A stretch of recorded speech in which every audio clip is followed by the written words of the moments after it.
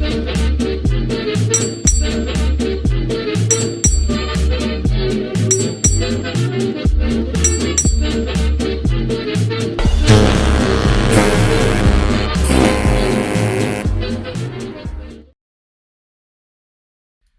everybody and welcome to the Drydock, episode 317. It is of course the end of the month, so that means it's the Patreon Drydock, and there's a good healthy crop of questions for us to go through, so let's get stuck straight into them. Farenda Ritter asks, how did officer advancement boards or tests in the Royal Navy come about? How did standardization set in? And are they still administered in some form today? The initial exam board or test that you would need to progress up the ranks in the Royal Navy came about in the late 1600s when Samuel Pepys recommended to Charles II that, randomly grabbing members of the nobility off of their estates and sticking them in command of ships was probably not the best way to continue the Royal Navy.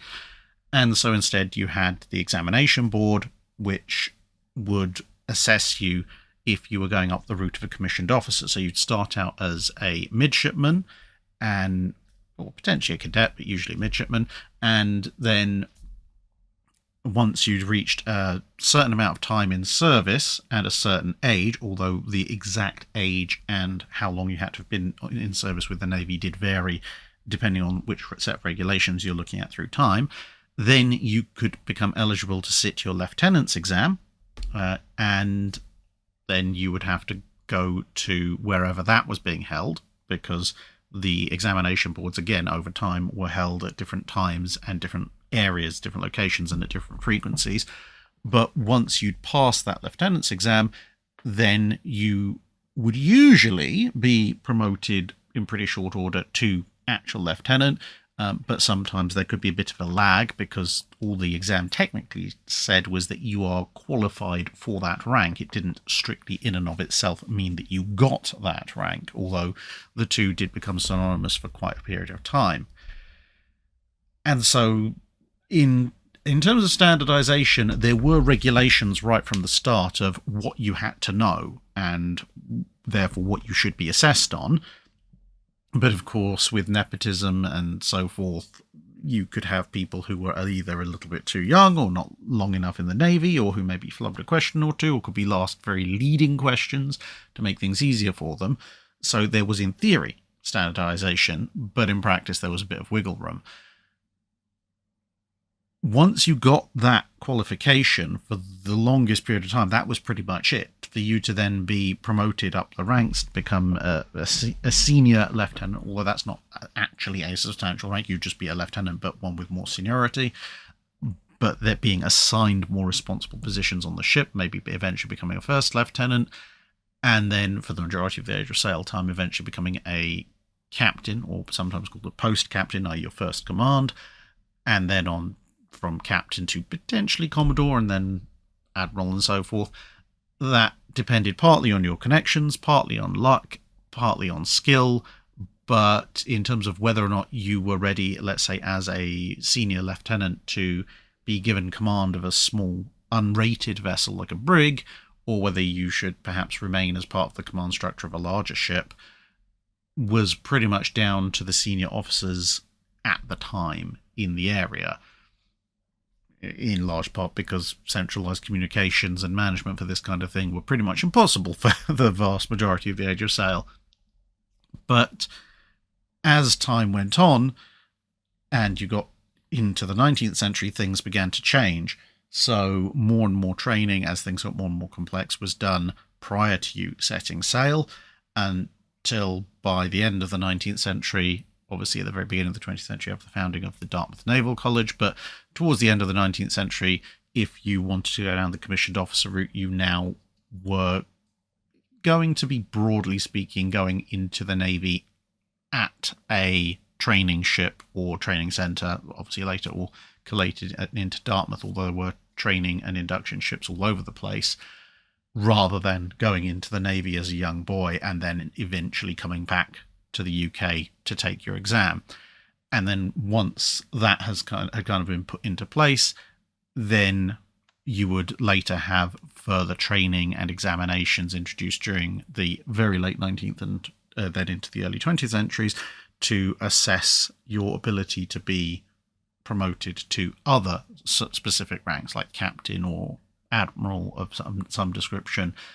But even then, a certain amount of whether or not you actually got promoted to a given rank once you'd got your commission was still down to general assessments and how you comported yourself, rather than you absolutely have to pass this exam before you can become this rank. It was more a case of, well, you might get that rank and then be expected to complete this training course in relatively short order, or if you were aiming to get that rank, doing that training course ahead might help your chances of sustaining that rank.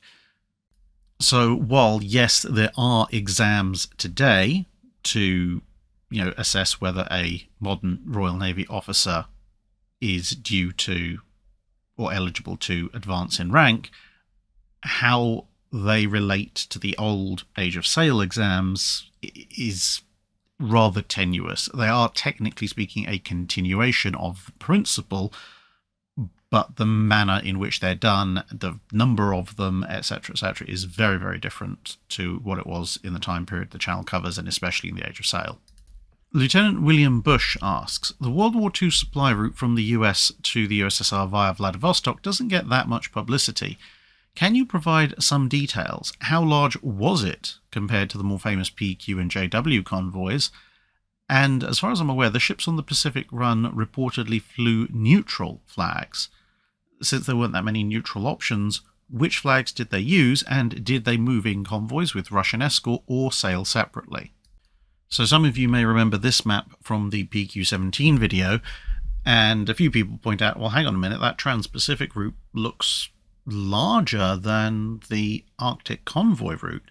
And yes, it is in terms of absolute tonnage, but there's a few major qualifiers to this. Firstly, it's a matter of timing. So at the time of PQ-17, which was obviously fairly early in the whole let's supply the Russians with war material to fight the Germans element of World War II, at that point there wasn't a huge amount of traffic going via Vladivostok. The Soviets had to obviously work to upgrade their infrastructure, and obviously as they upgraded their infrastructure, more supplies could be sent.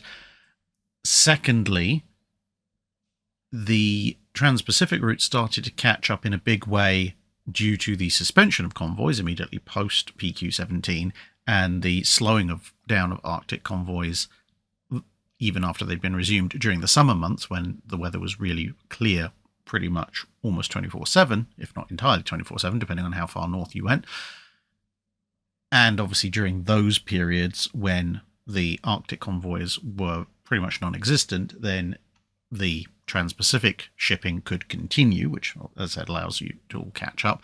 And the other issue is that the USSR and Japan, right up until mid-1945, were completely neutral with each other.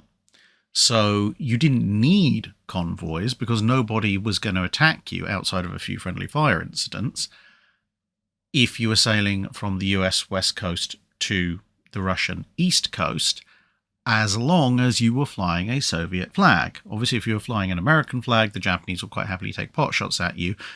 But if you're flying a Russian flag, you usually would be left alone. But the big qualifier to that is that because both sides were observing strict neutrality, that meant that the Japanese had a right to inspect these ships. And if they found war material, particularly war material from the United States, like, say, Sherman tanks or something, with, of course, the Japanese being at war with the US, then they would have the right to seize and impound the ships. And so if you wanted to send war material, in tanks and aircraft and so forth, munitions, etc., to the Russians, then you had, or the Soviets at that point, then you had to send it via the Arctic convoys, or potentially also maybe sometimes via the Middle East, and very rarely towards the end of the conflict via the Black Sea. Whereas what you could send over the Trans-Pacific route was therefore non-warlike materials, so just bulk cargo, so grain, iron ore, and other raw materials, which of course the Russians could then use in their factories to make war material. Steam locomotives, potentially also. And so this route was done by Soviet-flagged vessels, purely running big bulk cargoes of raw materials and the occasional sort of potentially dual-use finished goods as well. To help with that, the Russian merchant fleet received a bunch of older US cargo ships. They were just transferred to them. So obviously those were, again, Soviet-flagged, and the majority of the Soviet merchant fleet was unsuitable for the high-intensity Arctic operation, so a good chunk of the Soviet merchant fleet that had survived the attentions of the Luftwaffe in the early part of the war was also operating on that route. DM Phoenix asks, there is a famous painting by Henri Poulmot entitled Richelieu on the Sea Wall of La Rochelle, depicting the Siege of La Rochelle in 1628. What are those spike-tipped diagonal structures arrayed along the seawall that resemble anti-cavalry stakes? Are they some sort of anti-shipping weapon designed to impale ships of the line? And how would something like that even work? Now, this might sound a little bit odd coming from a naval historian, but my first reaction whenever I see this painting isn't actually look at all the ships and the giant spikes and everything. It's actually, I kind of want that really nice armor and red cloak set that Richelieu is wearing. But then again, you know, I am a medieval reenactor, so that's perhaps not as surprising as it might otherwise seem. Now, when it comes to these giant spikes, it might look like dramatic license, but there's actually a good chunk of historical accuracy behind them. So when La Rochelle, which was a French Huguenot or Protestant holdout, was being besieged by most of the rest of France, which was and remains, at least for a good chunk of time, primarily Catholic, they had to encircle La Rochelle, but much like, ironically enough, when Caesar besieged Vercingetorix at Alesia, they had to worry about not just the people they were besieging trying to get out, but potentially also friends of the people they were besieging trying to get in. In this particular case, that would be the English. So they had to encircle La Rochelle, but then they also had to defend La Rochelle against both Huguenot and English ships that would try and break the siege. And this is what these spikes are part of. So they constructed this huge barrier system, and you can actually see Richelieu is standing on part of that barrier system, and there's a defensive tower there over to the left. But in order to stop ships and boats approaching to land troops and take over or burn these things, then they had to deploy a series of giant spikes in order to hold ships and boats away from the defences. Ships obviously then couldn't approach at all and couldn't land mass numbers of troops, and boats would find navigation very difficult and could then be picked off much more easily. Now, the exact nature of the scale of these spikes, the way you can see them here, is you could argue potentially artist's exaggeration, because this kind of defence was known and was used in a variety of settings, but usually it was a weighted box with a series of spikes on it, which would then be sunk in a river or estuary, and the spikes would be just below the surface, which would then obviously hold a ship's hull and potentially hole it as well. So you might think, oh, well, actually this is therefore unrealistic because, at this point these spikes would, if anything, be poking up sails and rigging. But if you look between two of them, just to the right of Richelieu, you will also see a bunch of boats working on what seems to be some smaller wooden piles that are sunk in vertically. And also, if you look at the left of the picture, you'll see that this particular line of spikes is a little bit behind another line of spikes, and both of those lines are a bit lower than one that's right in the background. So when you look at contemporary or near-contemporary wood carvings and engravings of the general defensive layout, unlike later on, you do actually see these spike frames deployed in such a way that, at least again on the engravings, they are shown partially above water. So putting this all together, I would estimate that what this picture is actually showing is that this is just at the completion of those works. And what Richelieu himself is doing here is he's actually looking at and overseeing the final completion of the works in question. And the reason for the different heights, apparently, of the various spikes and the reason for those boats is that what they're doing at this point is they're actually in the process of sinking those wooden boxes with the spikes mounted in them to form the final defences. So once they've sunk and settled down a bit, according to the engravings and so forth, they will still be visible and sticking up out of the water, just perhaps not to quite the degree that they are initially, because, well, La Rochelle is a harbour, therefore the harbour has to be relatively deep to allow deep drafted vessels to access. So if you're going to set a box with massive spikes on it, that's going to have to be a fairly tall structure before it gets sunk. So I think that's what the boats are doing and what Richelieu is overseeing. Chief Eyeroll asks, what type of ships resupplied the British and Commonwealth forces garrison at Tobruk during their siege in 1941?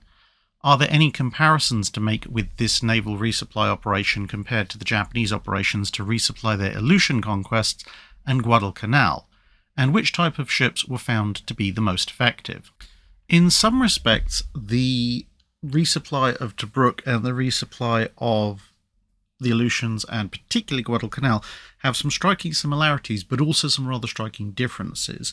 The similarities come in the fact that approaching during daylight when the enemy, in Tobruk's case the Germans and Italians, in Guadalcanal's case obviously the Americans, had air superiority, was pretty suicidal. So you had to come in at night, and ideally come in at night, unload at night, and get out of there ASAP as well.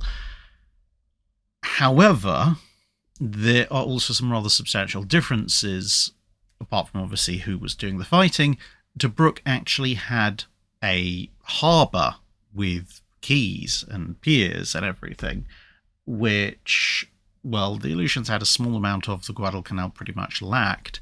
So that meant that if you could get a ship alongside, it was a somewhat easier job to unload it, although caveat to that coming up.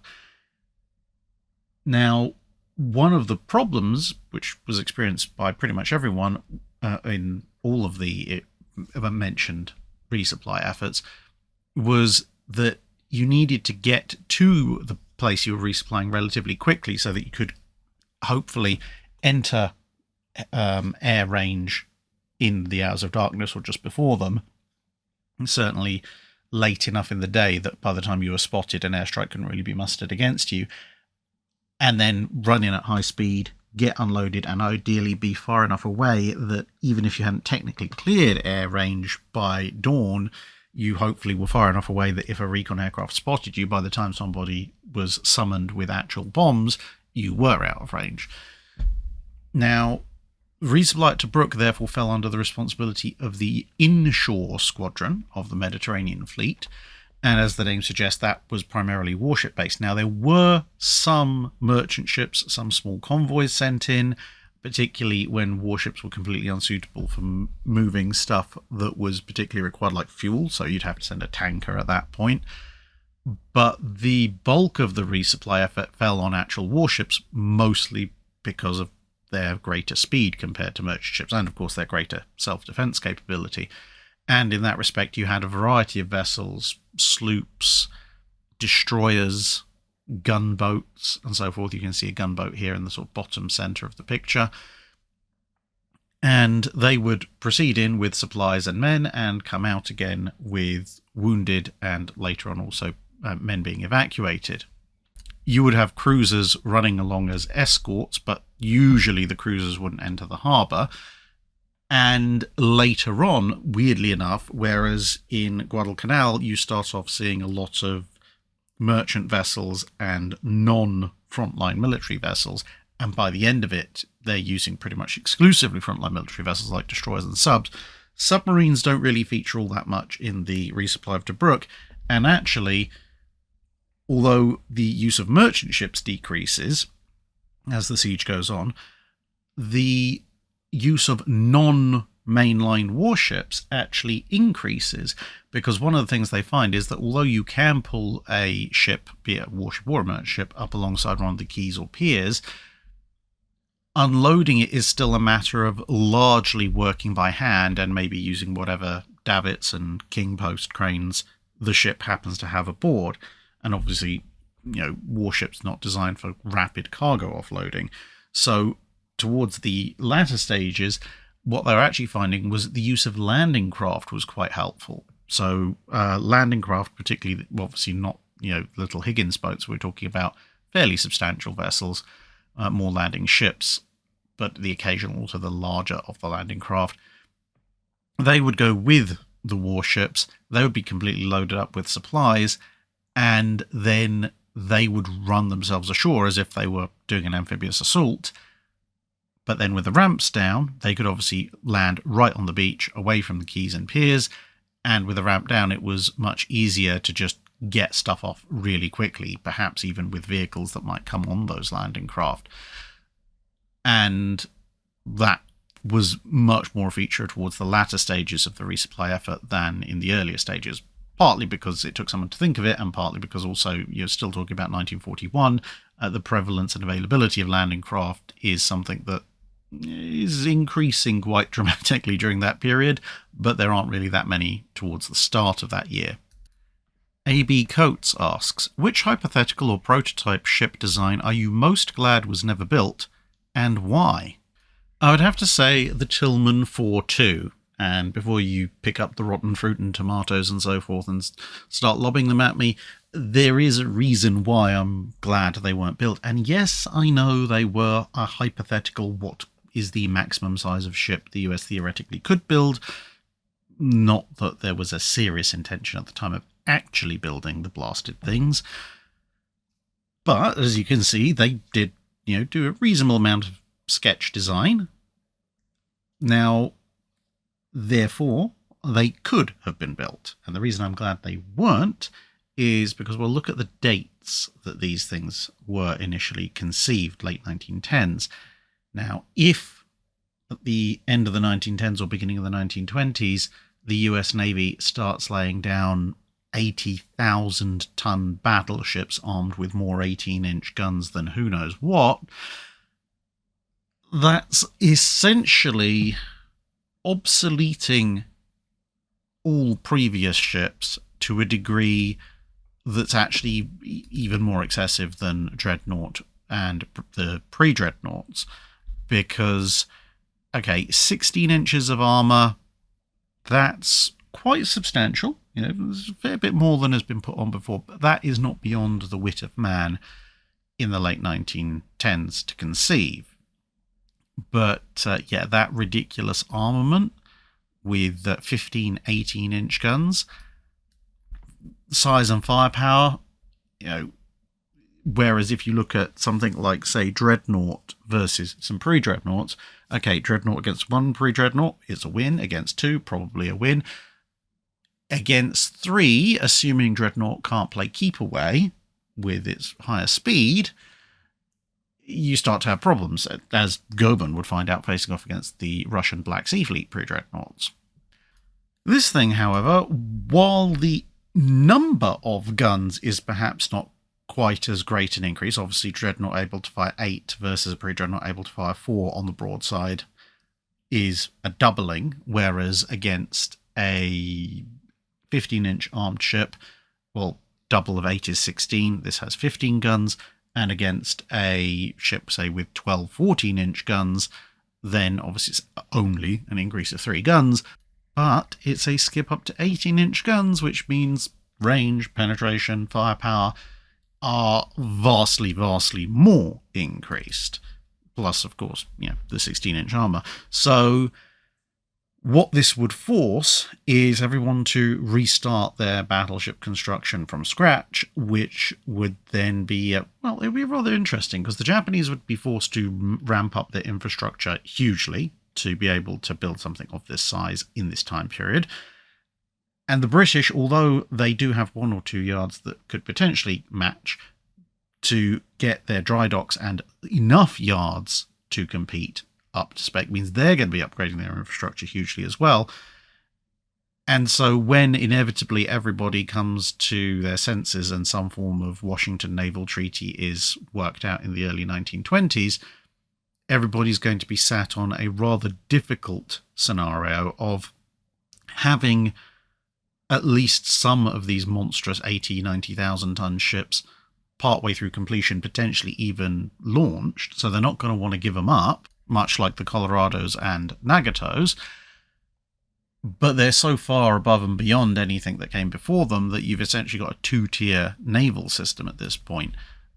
And not only does that mean that pretty much all interwar fleet exercises are going to be massively skewed around essentially how do we use our smaller ships to deliver our handful of much larger ships into contact with the enemy, and essentially using older battleships almost like you'd use a cruiser screen in the pre-dreadnought era. But you're also going to be looking at, come, you know, the end of the treaty system, whenever that happens to be, this is now the baseline standard. You know, so therefore, even if things are very slightly reduced tonnage-wise, they can't reduce them too much more, because then they won't be competitive with the older ships. So you're going to end up in a scenario where, going into the Second World War, something along the lines of Yamato is going to be considered a small battleship, and everybody's going to have to invest absolutely colossal amounts of time and money and energy into building something of the similar scale to a Tillman 4-2, which would just be a vast waste of money. Although it would be quite hilarious trying to watch the Germans build up their infrastructure, and the French as well, to a point where they could actually put one or more of these things in the water. About the only good thing that could be said for it all is that, given that Tillman 4-2 is just pretty much 1,000 feet long, give or take a little bit of change, you would be looking at ships that are so large that, and potentially if they're matching or exceeding 4-2 fairly fast, that they might make half-decent carriers if you converted them. Jonathan Smith asks, the book The Royal Navy's Air Service in the Great War mentioned that successful trials have been carried out with an SSZ airship lowering a hydrophone into the water and then towing it at low speed. I guess this would be an early form of dipping sonar. Do you know if this technique was developed at all during the interwar periods, and if any World War II airships used hydrophones to listen to submarines? Now, although it is naval related, airship history is not something I've looked into in a huge amount of detail. So what I do know is that the success with dipping hydrophones, like basically what we call today dipping passive sonar, as opposed to the active variant that goes ping, that was fairly successful in World War I, to the point that the Royal Navy was actually preparing to deploy not just airships with dipping hydrophones, but also seaplanes. The idea being that essentially you could do what we would today call a sprint and drift. So your seaplane would land, pop down its hydrophone and go, anything around here? Nope, okay, haul it back up. And then it would fly 5 or 6 miles further down range, drop its hydrophone again. Any submarines here? Oh, maybe there's something over here, which would obviously be considerably faster than a 25 or 30 knot destroyer tootling around trying to do this. And of course, you also can't torpedo a seaplane. They're too shallow draft, even if they are on the surface. And obviously an airship could just tow the thing slowly. However, operating airships very close to the ground tends to be a little bit dangerous, even if the ground is the sea. And as with quite a lot of actually quite advanced and good ideas at the end of the First World War, the end of the war brought about massive budget cuts, and the program seems to have been largely scrapped.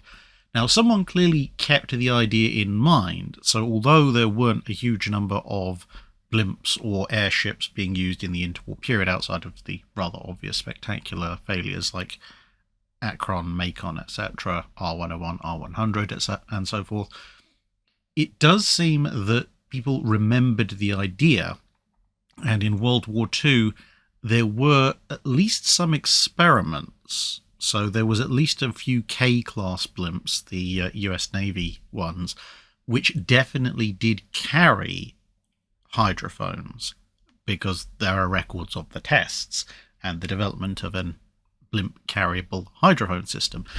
Whether that continued onwards and was distributed more widely across the K-series fleet and then used in active service. That much I'm less aware of. Perhaps if anybody in the comments who's done a lot of reading into the K class and can tell us, did those initial experiments aboard K5 actually pan out or not? Andrew Waite asks, can you please calculate where a shell fired from the 11-inch gun from the Dutch Pantserschip Zeven Provinciën, which is on display at the Museum TNI AL Loka Jala Crana in Surabaya, Indonesia, would land if it were to be fired? This is actually one of, if not the most challenging one I've done so far, mostly on the grounds of there aren't actually any really decent pictures of the gun for this kind of thing to be calculated. This is one of the best pictures I could find, but pretty much all of the pictures that have been taken are of this kind of almost but not quite front-on approach, which of course gives a somewhat distorted view of the relative height of the muzzle to where it enters the turret, which then makes calculating the angle of rise very difficult.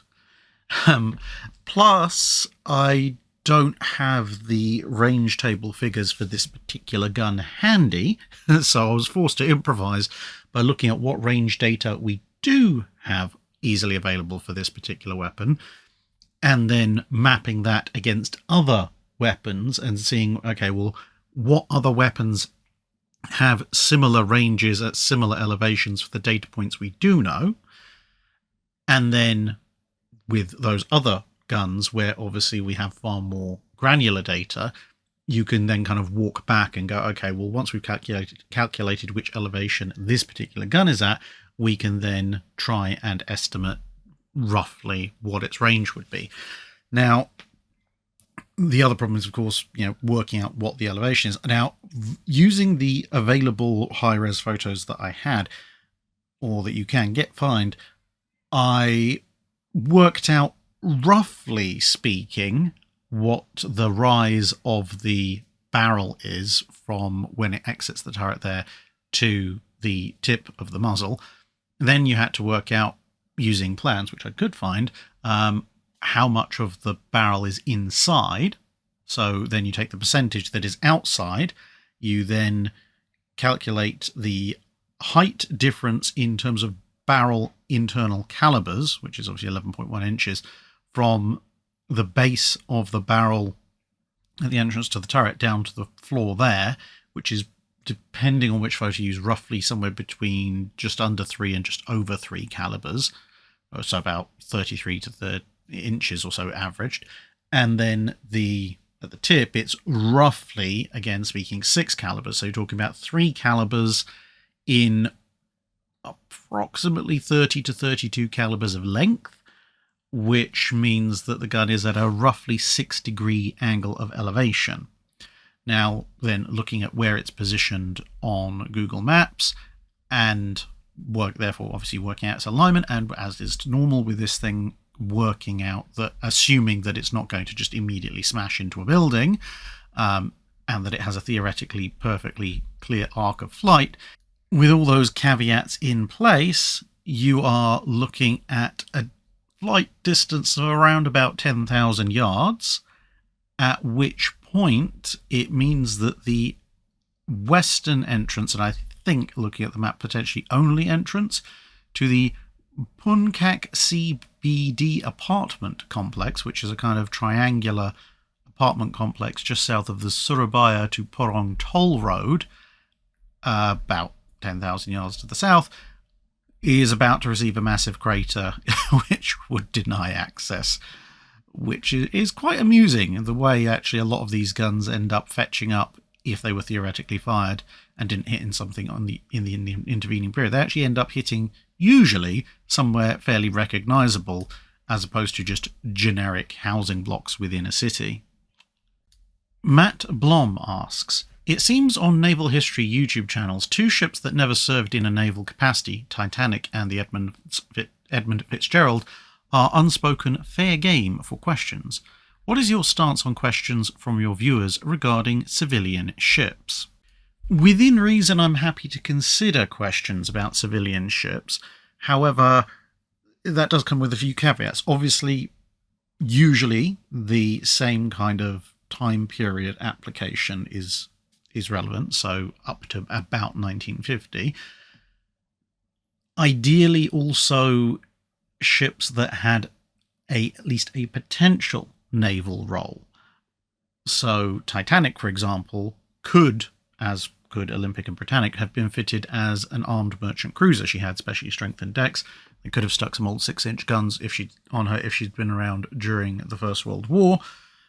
And obviously Britannic actually served as a hospital ship and Olympic as a troop ship during that conflict. So whilst Titanic and her sisters are not technically warships, they are kind of warship adjacent to a certain degree. The Edmund Fitzgerald, I was happy to take a question on, mostly because the questions about its loss are more to do with weather and naval engineering, as in maritime engineering. And as you know, well, I'm an engineer by background, so, transferable skills and all that, and the weather is the weather. It's something that, regardless of what kind of ship you're in, you do eventually end up having to face one way or another. So if people want to talk about civilian ships, obviously stuff like resupply ships and big ocean liners, that's relatively easy to deal with. As you drift away from ships that might have had some kind of military usefulness and therefore were usually fairly well documented, for me, obviously, it gets harder and harder because that's areas which I haven't looked into quite as much and also just won't be as well documented either. Even just looking at PQ-17, we have the list of the ships involved and their tonnages and their cargoes, because that's what was concerning to the Royal Navy at the time.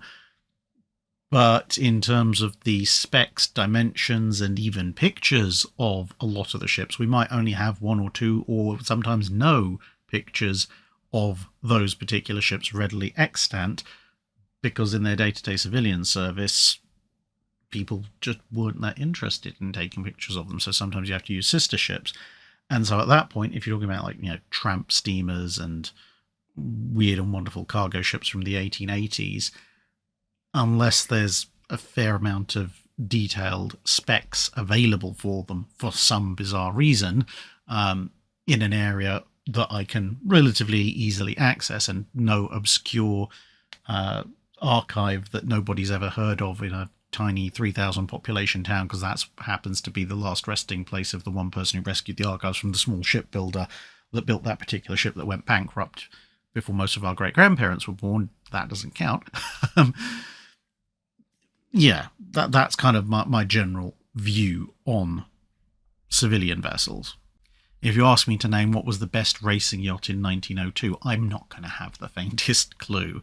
Whereas perhaps if you wanted me to do a comparison of the big German pre-World War I ocean liners versus the big British pre-World War I ocean liners, and which would make the best armoured merchant cruiser or armoured merchant raider, that kind of stuff, I could do.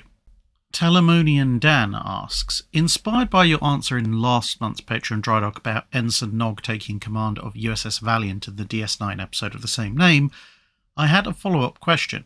You mentioned that Dax, Worf, Riker and Sisko all had the requisite rank and experience to take command of Valiant, but what about Chief O'Brien? He certainly has the practical experience, but as a non-commissioned officer, would he have been able to take command of Red Squad, assuming the ensign in acting command didn't defer to his guidance? Well, for one thing, O'Brien is a senior Chief Petty Officer at the time of the episode Valiant. And, well, for those of you who have served in various navies, you can imagine just exactly what would happen if someone of the seniority and experience of a senior Chief Petty Officer ran into a cadet trying to run a ship who then refused to actually listen to someone who knew what the heck they were doing. That would not end well for the cadet. Nonetheless, assuming that O'Brien left his lead boots at home, then assuming the crew, or at least the cadet in charge, didn't initially want to give over, yes, I think actually O'Brien could still take over, because whilst the cadet had a field commission, if you like, and was therefore technically speaking the captain, he was only the captain in as much as he was in charge of the ship, much in the same way as a lieutenant in the Royal Navy or a lieutenant in the US Navy being in charge of a destroyer was technically that destroyer's captain, but they are not a captain in terms of the rank. They are a captain in terms of their relative position on the ship. And since a cadet is therefore not actually a commissioned officer, but is on the route to become the lowest rank of a commissioned officer, O'Brien, although he is a non-commissioned officer, is still actually an officer, not an officer in training, and therefore I would think would still have the legal right under the Starfleet codes and the equivalent modern military codes to outrank and take command from someone who is a cadet, regardless of what their field promotion is. If you want an age of sail analogy, for example, the ship's master would usually, if anyone had any sense, be in charge of the ship, assuming the officer cadre had died. Bear in mind that's the captain, any lieutenants aboard, and any midshipman, which would be the equivalent of an ensign. So the scenario is, would a ship's master defer to the authority of one of the ship's boys who was on the path to becoming a midshipman, or would they take command? And I think, when you put it that way, it's fairly obvious who's going to be in command. I mean, to be honest, a ship's master would take command even if it was a junior midshipman who was left, who technically speaking is a form of commissioned officer. Sam Signorelli asks, every so often, perhaps someone who's likely watched the movie Battleship a few too many times, claims the Iowas should be brought back into active service, or a similar ship should be produced. Further, Ryan Samansky on Battleship New Jersey has made the case on one of his videos that the battleship may not be entirely obsolete. Presuming a new class was built in World War II style, i.e. big guns and no to few missiles, or the Iowas were in fact brought back into service, would there be a place for them in modern conflict aside from shore bombardment and maybe escorting a carrier? Naval power projection has changed a great deal in the last 80 years after all. Alternatively, if you were to be given the task of designing a brand new big gun ship from the keel up, what would you do? Now, that's a bit of a potential minefield to get into, but since it technically involves either ships that were actually built pre-1950 or ships to a similar design, I'll briefly cover my thoughts on it. Now, as I've said before, when people have asked vaguely similar questions about the Iowas coming back into service, I don't think the Iowas themselves are ever coming back into service. They've had a few changes to make them museum ships, but also, as I've said before, their machinery, whilst it might still turn over, is approaching the end of its operational life cycle based on the life cycle of other battleships, which would mean that if you did want to bring them back into service, you'd either be looking at bringing them back into service, assuming you could find enough people with the skill set to run them in the first place, being that big oil-fired steam turbines are not really so much a thing in the modern Navy. But even assuming you could, you'd maybe get another half-decade of service out of them at best, and then you'd have to completely replace the power plant, which on a ship of this scale, the cost involved would be you might as well build a new one. So looking at the general principle of a battleship, well, if we were going to take an Iowa or a Montana or some of the slightly saner immediate post-World War II British designs as your kind of baseline, or maybe a long Tanner as well, what are you looking at? You're looking at 50 to 65,000 tons of ship, pushing 1,000 feet long, 950 to 1,000 feet long, over 30 knots, belt armor, deck armor, big guns. Does that kind of ship potentially have a role in modern warfare? Potentially, yes. And there's a few reasons for that. There's obviously the shore bombardment fire support role you could pull off with the main guns themselves. But I think there's also a few other roles. So battleships like New Jersey, as you can see here, have very extensive secondary batteries. In an environment where you are potentially being faced with a lot of incoming missiles, then that's not necessarily a bad idea.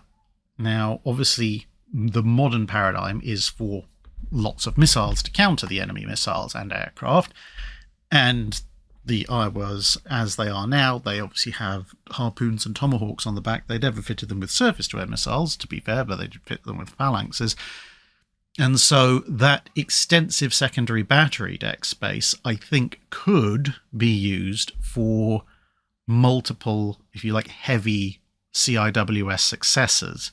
So maybe something with, like, what I favour, maybe a pair of twin 40mm Bofors, because that gives you the modern Bofors, because that gives you quite a nice long range, potentially guided shells, definitely a decent fragmentation shell, and you can get an awful lot of them down the sides of a ship that size. Potentially you could also put, I think it's CRAM, the little direct fire missile launchers, put one of those on top of each mount as well, hence heavy CIWS. And or you could interchange those with laser-based CIWS. So this is essentially the modern equivalent of the 5-inch and 40mm batteries that the ships had historically. And that's where the size of the ship comes into play, because a ship this large will generate a lot of power, and if you're going to use laser-based CIWS, you're going to, especially if you're going to have a lot of them, like I would envisage, perhaps mixed with or instead of gun-based CIWS, then you're going to need an awful lot of power, and the square cube law works in your favour in this case. Also, of course, you can support a very large superstructure, which means you can support the mother of all flat panel radar arrays, and again, you have more than enough power to run the thing. I would suggest you probably want at least some missile armament beyond CRAM point defense, and there is a kind of precedent for this with things like the unrotated projectile launchers on British battleships. And again, you've got the space to fit a decent number of missiles, whether you have one turret fore, one turret aft, and the super firing position is taken up by missile launchers, or you put them down the sides somewhere or wherever. The fantail affords you a limited use opportunity for helicopters, and certainly for a lot of lightweight drones. I mean, in the Gulf War I, the Iowas had early drones aboard. These days they're obviously a lot smaller, or they can be. And while in general it is possible to make a missile, an anti-shipping missile, that can overcome any reasonable amount of armour you could put on a ship in fairly short order, in terms of a few large modern battleships, there could be some mileage in having heavy armour. Firstly, small-scale threats like kamikaze drones and so forth, armour would basically no-sell that. But also in terms of the bigger anti-shipping missiles, especially if you went for a spaced armour layout. So if it's essentially a successor to a decapping armour layout, a little bit like the Italian layout, or if you upscaled the gap and thickness of plate with the internal belt system of the Iowas or something like that, then what you could do is have a system of armour which is capable of resisting the impact dash explosion of a lot of the older missiles, so the subsonic types and so forth. Plus, with the sheer size of the ship, even some of the bigger old school ones that maybe have heat warheads, yes, that will penetrate the armour, but how far into the ship that jet is going to go before it dissipates, and therefore, it will set fires, which aren't good, but there's enough volume in the ship to quite potentially protect the delicate internals like the machinery, CIC, magazines, etc. just by dint of keeping the jet so far away, it's just gone to nothing before it gets there. Now, could you make essentially a Fritz X equivalent or similar, something that can just punch straight through that armour and get down into the core of the ship and destroy it? Yes, you can. very possible with modern technology. However, if you've only got a few of this kind of ship, of necessity, that kind of missile is going to be much larger and much more expensive than the average anti-shipping missile. And if it is considerably larger and more expensive, then that means the opposing power can afford fewer of them and is going to need substantially larger platforms in order to carry them. And that, in turn, reduces the overall numbers they can field. And if there's fewer missiles flying at you, then you have an easier time intercepting them because you can direct more missiles and lasers and whatever else at them to try and take them down, which also makes the job easier for your vast majority of unarmored vessels, because instead of a scenario where the enemy can fire, 300-400 old missiles that they were going to have to take out of service because the propellant had degraded in 3 or 4 years anyway, and then follow up with a few modern ones, and you have to shoot down every single one because every single one is a potential threat if it hits you. In this case, then the enemy has to bargain with, well, we could fire our swarm of old and obsolete, but still a threat, missiles. But if the enemy decides to put something like a modern battleship front and center of their defense, there's a good chance that the vast majority of them aren't actually going to do all that much in terms of destroying the target. Then our follow-up with the more modern missiles is going to be a much, much smaller affair, which is therefore much more easily intercepted.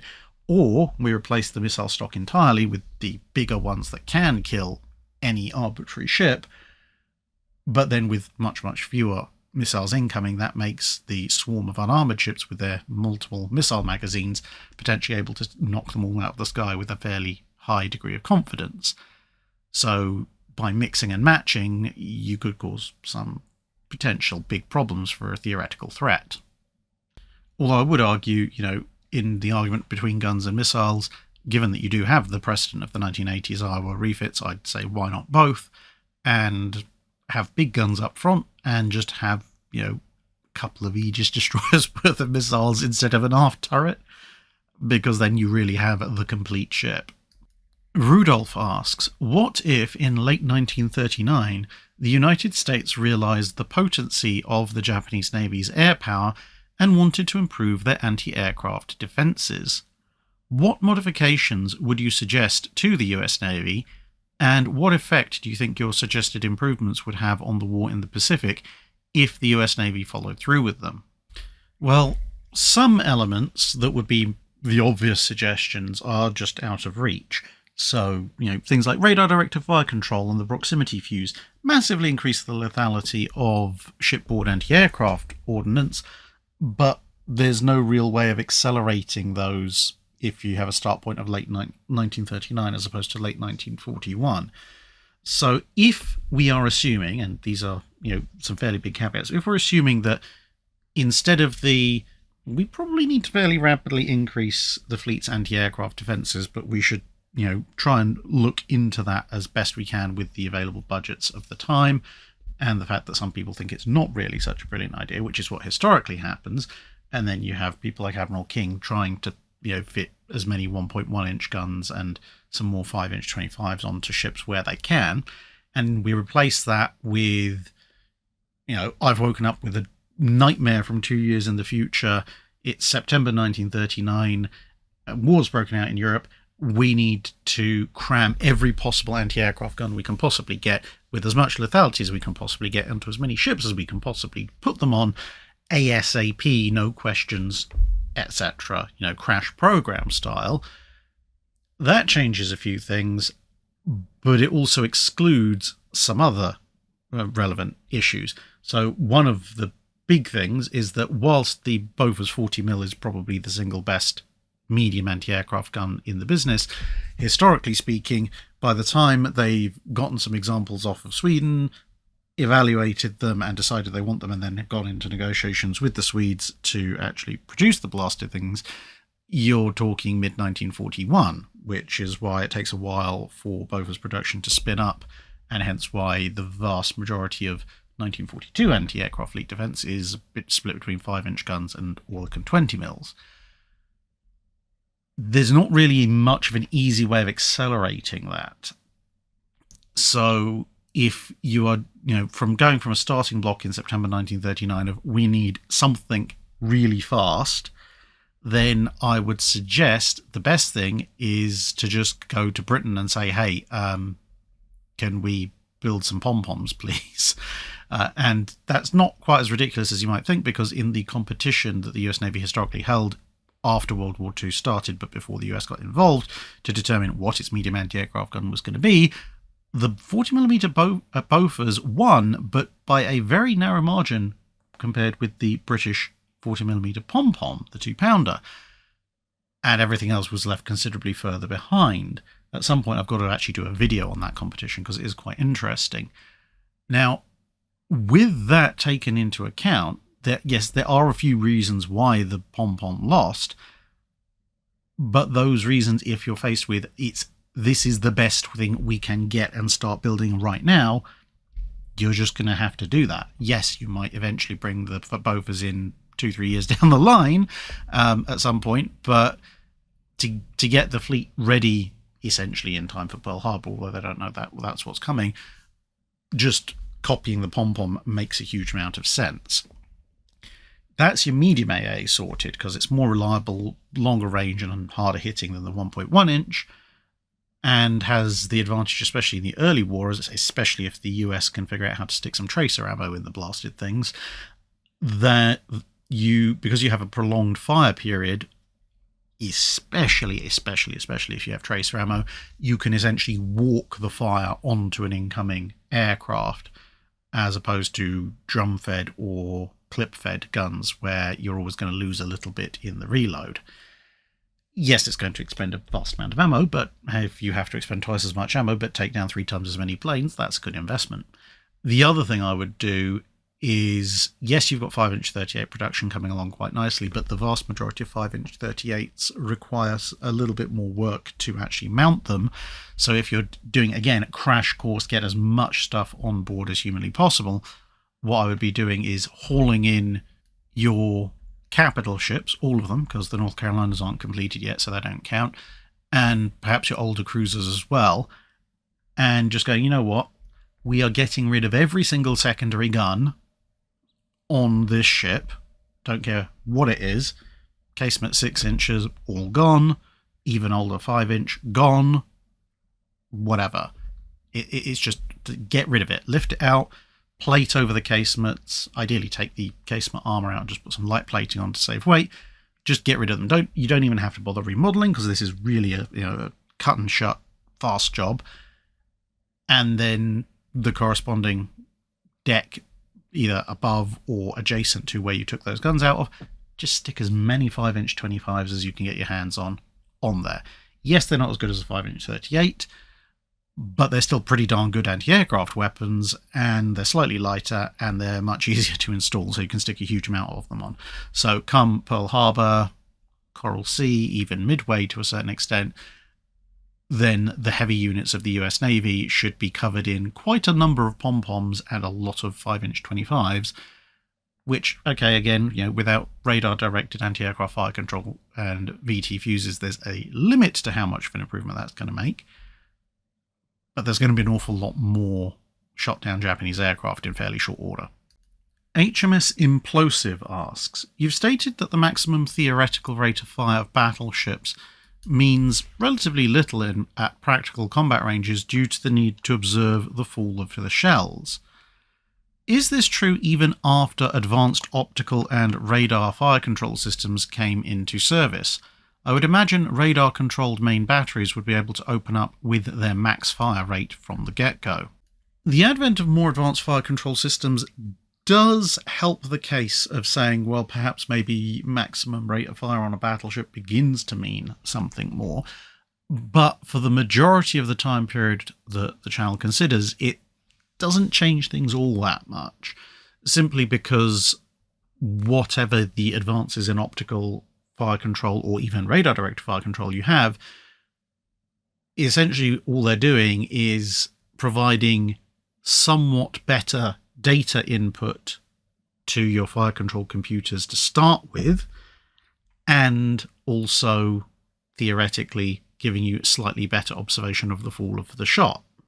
It doesn't do anything to shorten the flight time of the shells themselves, and ultimately, with World War II era tech, at least the tech that's available in the vast majority of World War II era vessels, the chances of landing a hit first time are fairly slim. Now, yes, there are cases where this does happen, sometimes through sheer blind luck, and sometimes because what's been happening is, especially with radar, what they've been doing is constantly correcting their fire control solution by observing the incoming ships when the incoming ships don't necessarily realize that they are being observed.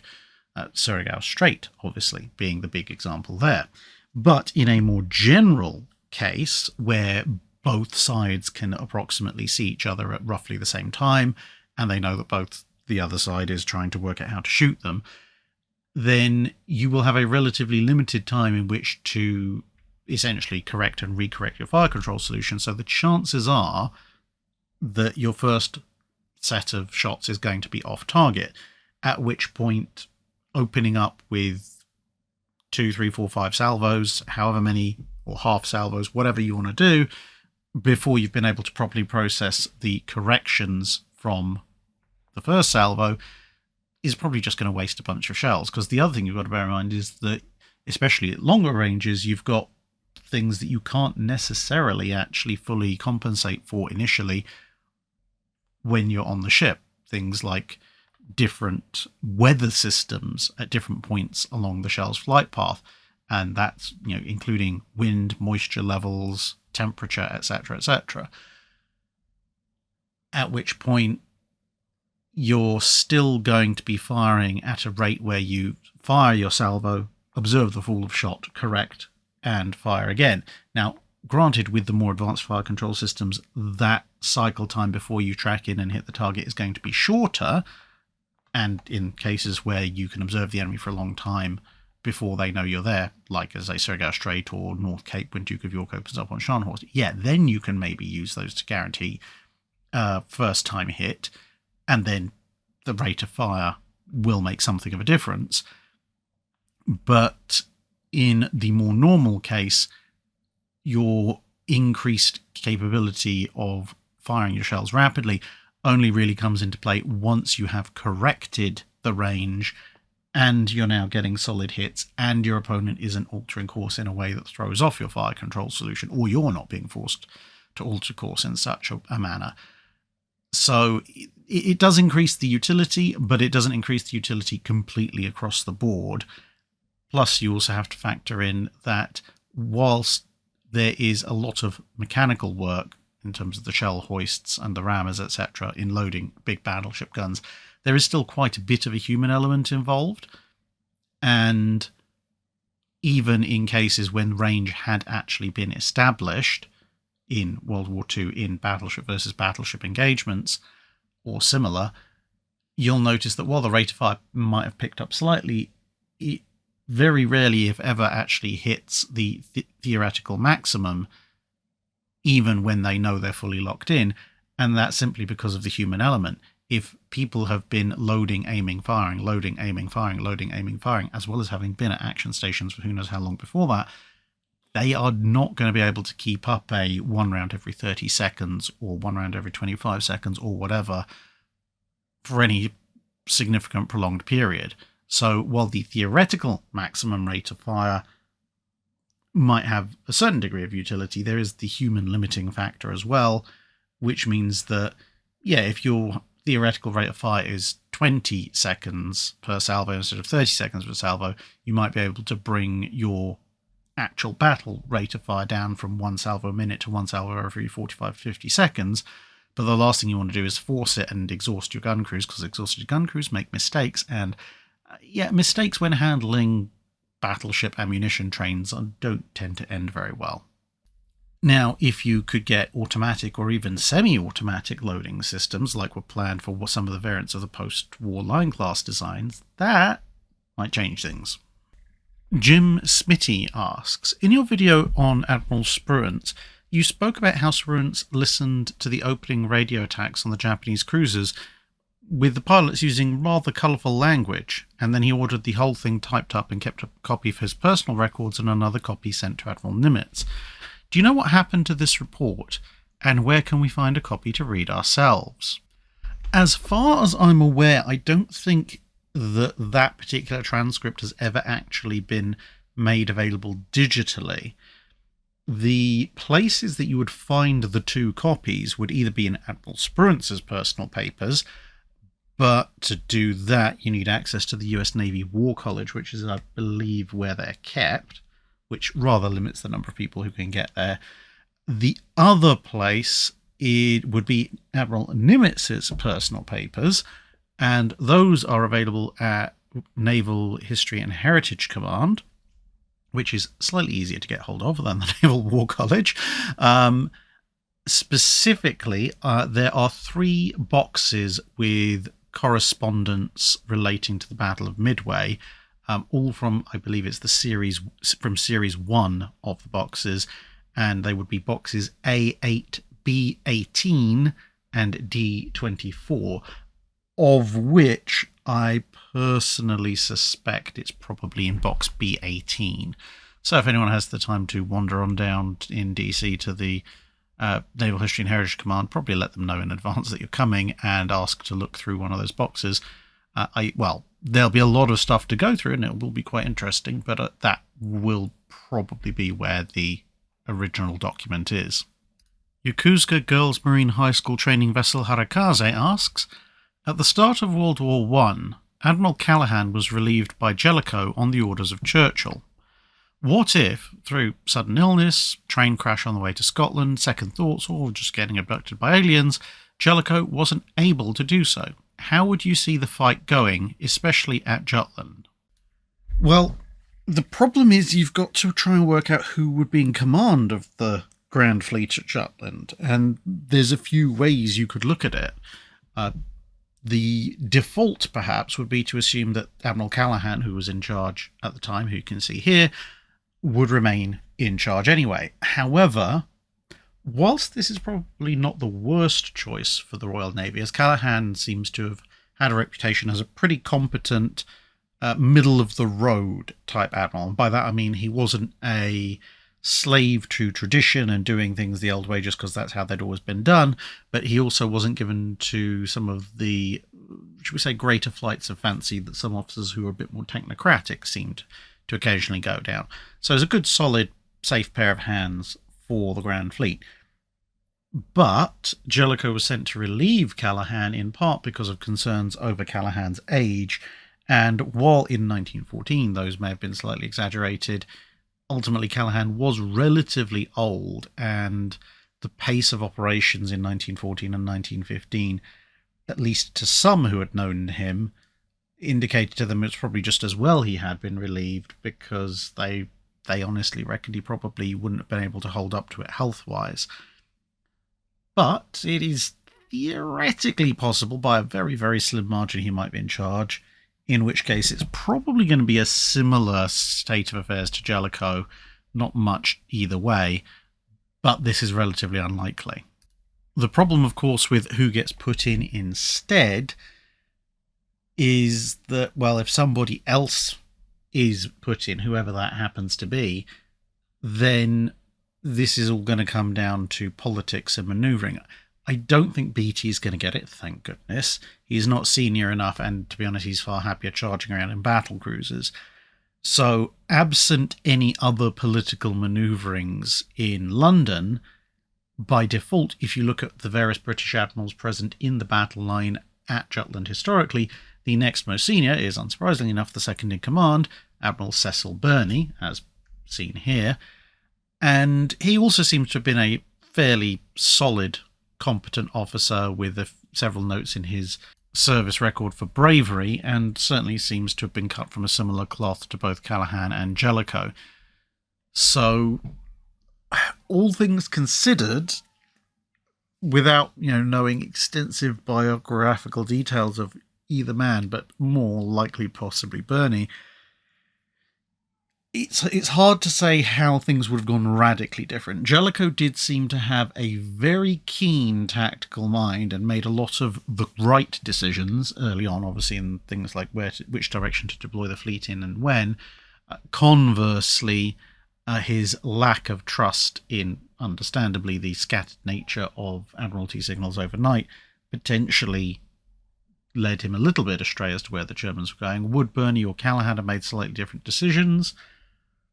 Possibly, but I don't know enough about either of the admirals in detail to say, yeah, they would have done this particular thing different to Jellicoe, because, to be honest, there's so much similar between the three men that, at least on a surface level, picking out, yes, this is a major character difference, it is quite hard. How many Blackburns could a Blackburn burn if a Blackburn could burn Blackburns, asks. In the aftermath of the Washington Treaty, when a large number of battleships and battle cruisers were being scrapped, were any of the main guns reused by the signature nations for coastal defence?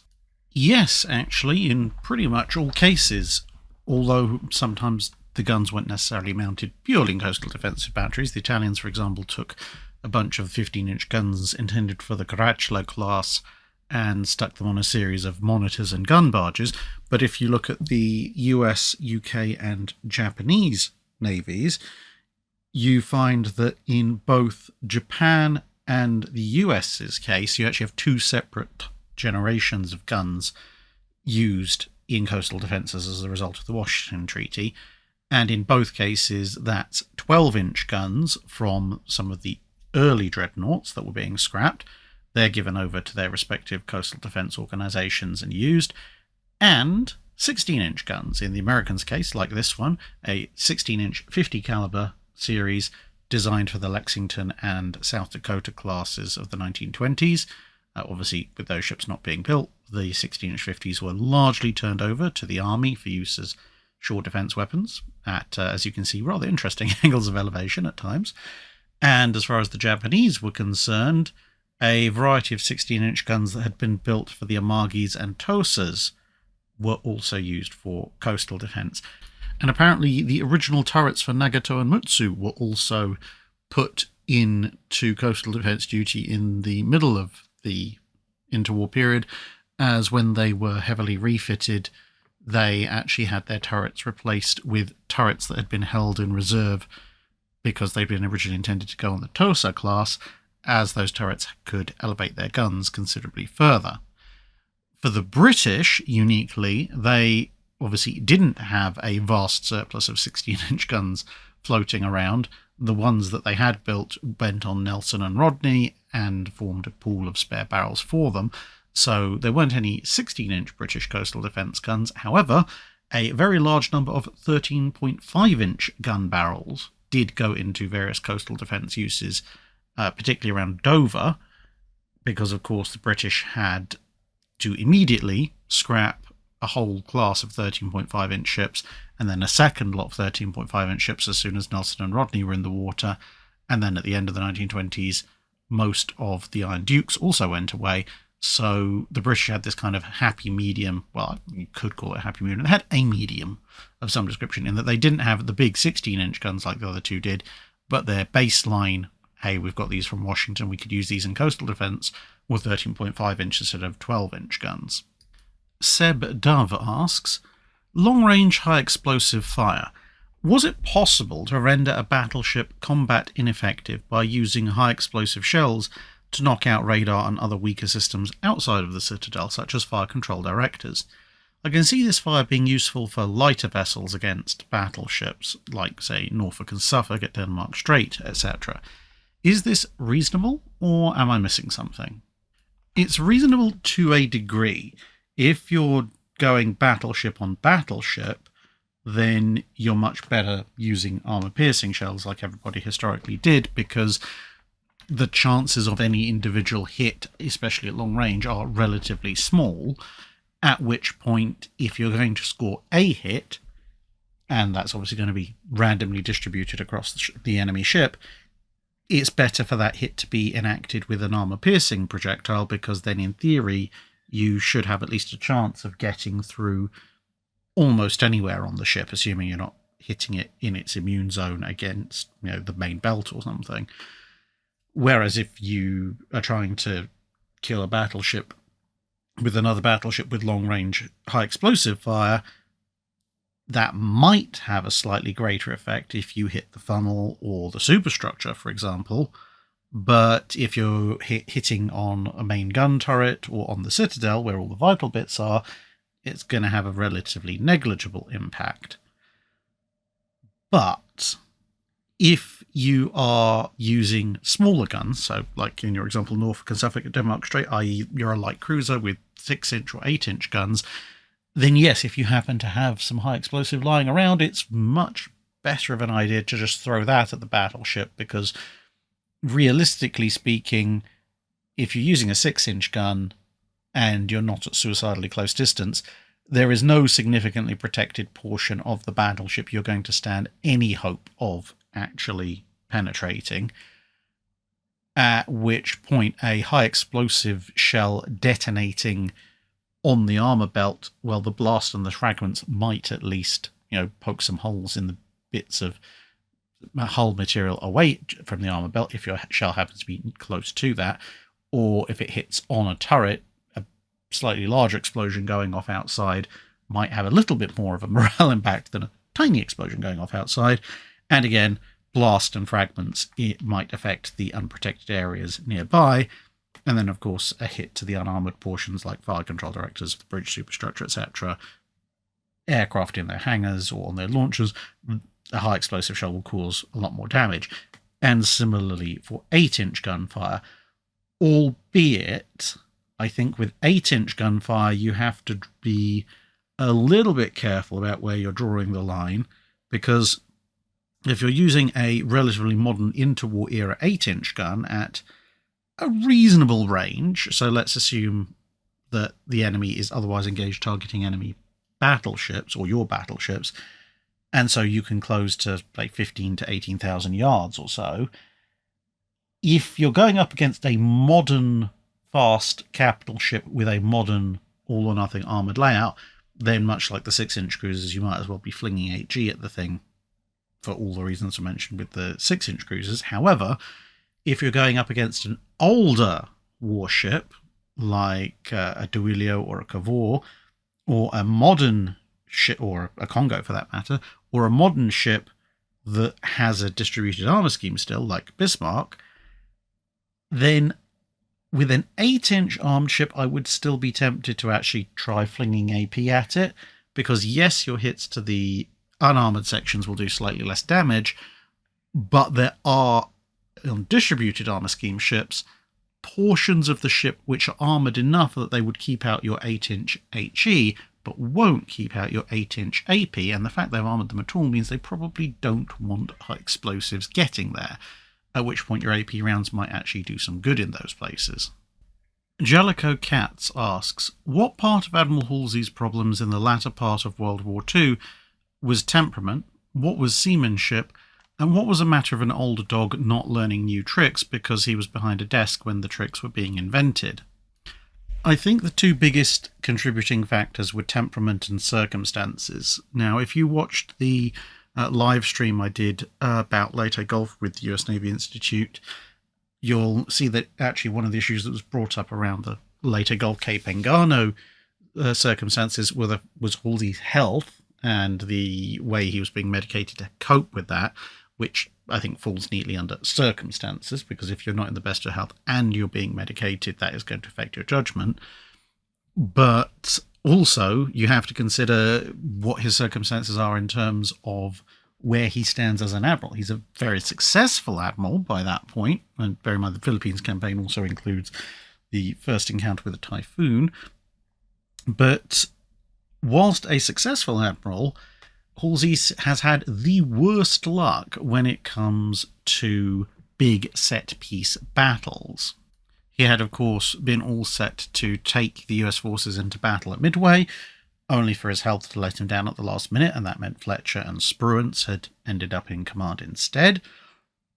And then when you had the Battle of Eastern Solomons, that was Fletcher. and with Gormley in overall command of the area. And then in October 1942, his health had recovered. He was sent to relieve Gormley. Theoretically, he could have headed out and taken command of one of the carriers and based himself at sea.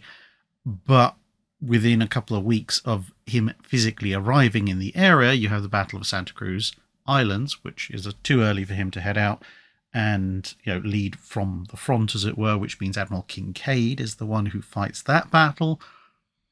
And then as they're batting the fast carrier task force, between being task force 58 and 38, him alternating command with Spruance, it's Spruance who gets to fight the Battle of Philippine Sea. And then, well, by the time of later Gulf, Japan is fast running out of warships, so this is kind of his last chance to have any kind of major fleet-on-fleet engagement, and given that he thinks that Kurita has turned back, then, well, if he wants a legacy of winning a major fleet battle to go alongside all those other admirals we just mentioned, then he has to find something and kill it quickly with as much force as possible, which potentially is part of the explanation as to why he goes barreling off after Ozawa as soon as Ozawa is spotted. But there is also a certain element of temperament, not just looking at the battles, but also looking at those typhoons. I've said before, Halsey seems to have one setting, which is attack, attack, attack, which is great in 42 and 43 and not so great in 44, 45, when a bit more consideration might be needed. But I think as an evolution of that standpoint, the more and more I look into Halsey's actions and his reported temperament around some of these decisions, I think he's had a problem of getting stuck in a bit of a recursive tunnel vision loop of, I want to do this, therefore anything else that isn't a definitive massive red flag can be immediately ignored without further consideration. So, again, looking at Leyte, there are reports Kurita has turned around. Now, some admirals might go, okay, but maybe we should keep an eye on that because that is still quite a powerful force. He might turn back. It's what I would do. So, let's leave Task Force 34 there and head off and deal with Ozawa's carriers with the rest of my ships. But for someone like Halsey, I want a fleet battle. Ozawa is a chance to have a fleet battle.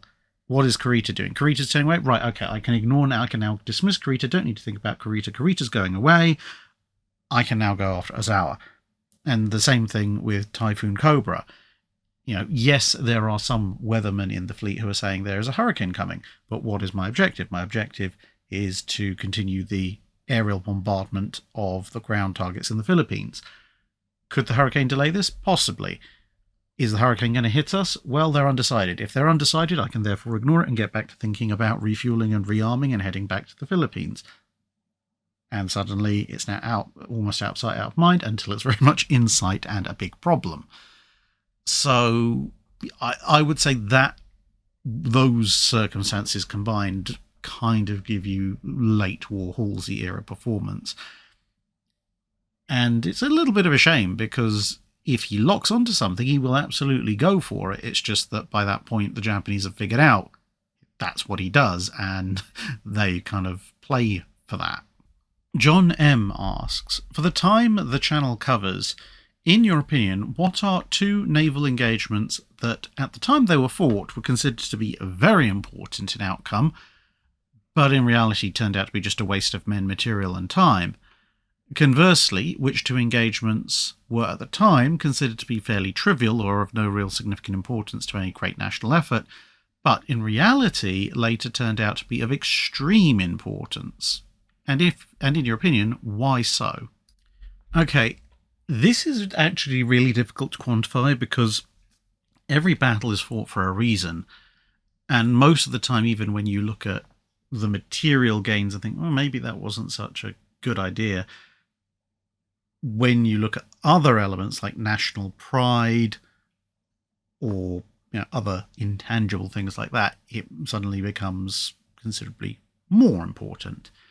But if we're going to put on our cold and ruthless logic hat, especially, after all, with the benefit of hindsight, I would say solely from a material perspective, the sinking of Bismarck probably falls into considered very important at the time, but potentially not worth it in the abstract. Obviously, very worth it to avenge the sinking of Hood, very worth it to show that British battleships could in fact sink a Bismarck-class ship, because if they hadn't, goodness knows the Wereaboos would be even more insufferable than they already are.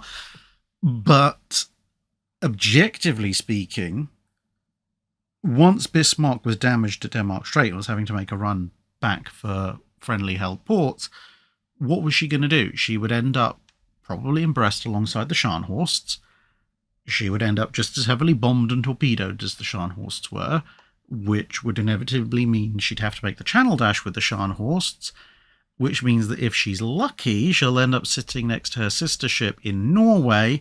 Okay, so the Allies will have to add another capital ship or two to the Arctic convoy covering forces, but ultimately having another Bismarck class up in Norway just means the Kriegsmarine's fuel-saving situation went from extremely difficult to near impossible fantasy, and she's just going to most likely spend the bulk of the war sitting there, burning off odd bits of fuel the Kriegsmarine can't really afford, and then probably just get smacked in the face by several tall boys. Or if she's really, really unlucky and Tirpitz spies it first, and Bismarck still moves around, she might even eat a Grand Slam or two.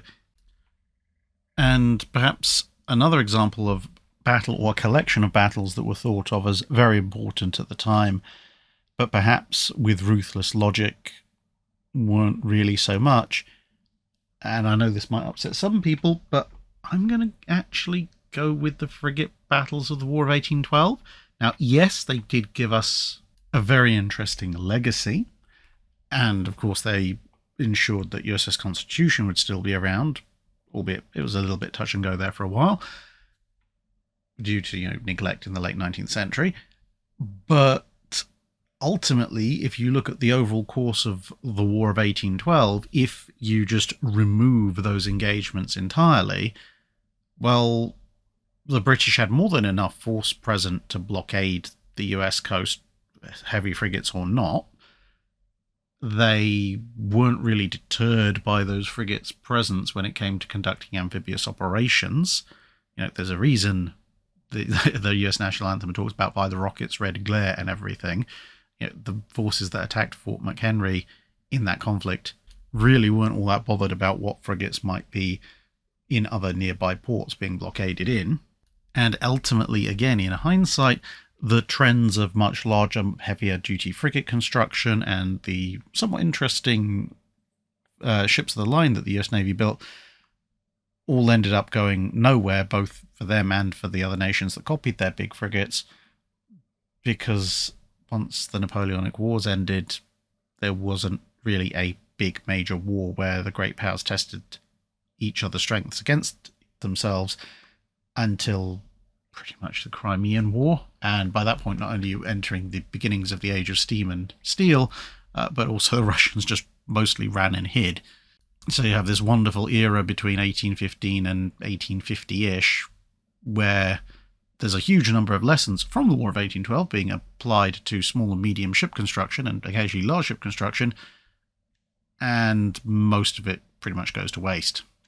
And as long as we're looking at collections of engagements that have a theme, a underappreciated but turned out to be very important set of battles would actually be the series of attacks that Max Houghton made in World War I in his submarine. At the time, he was just one of a number of Royal Navy submarine commanders who did relatively well for themselves, but that was pretty much it.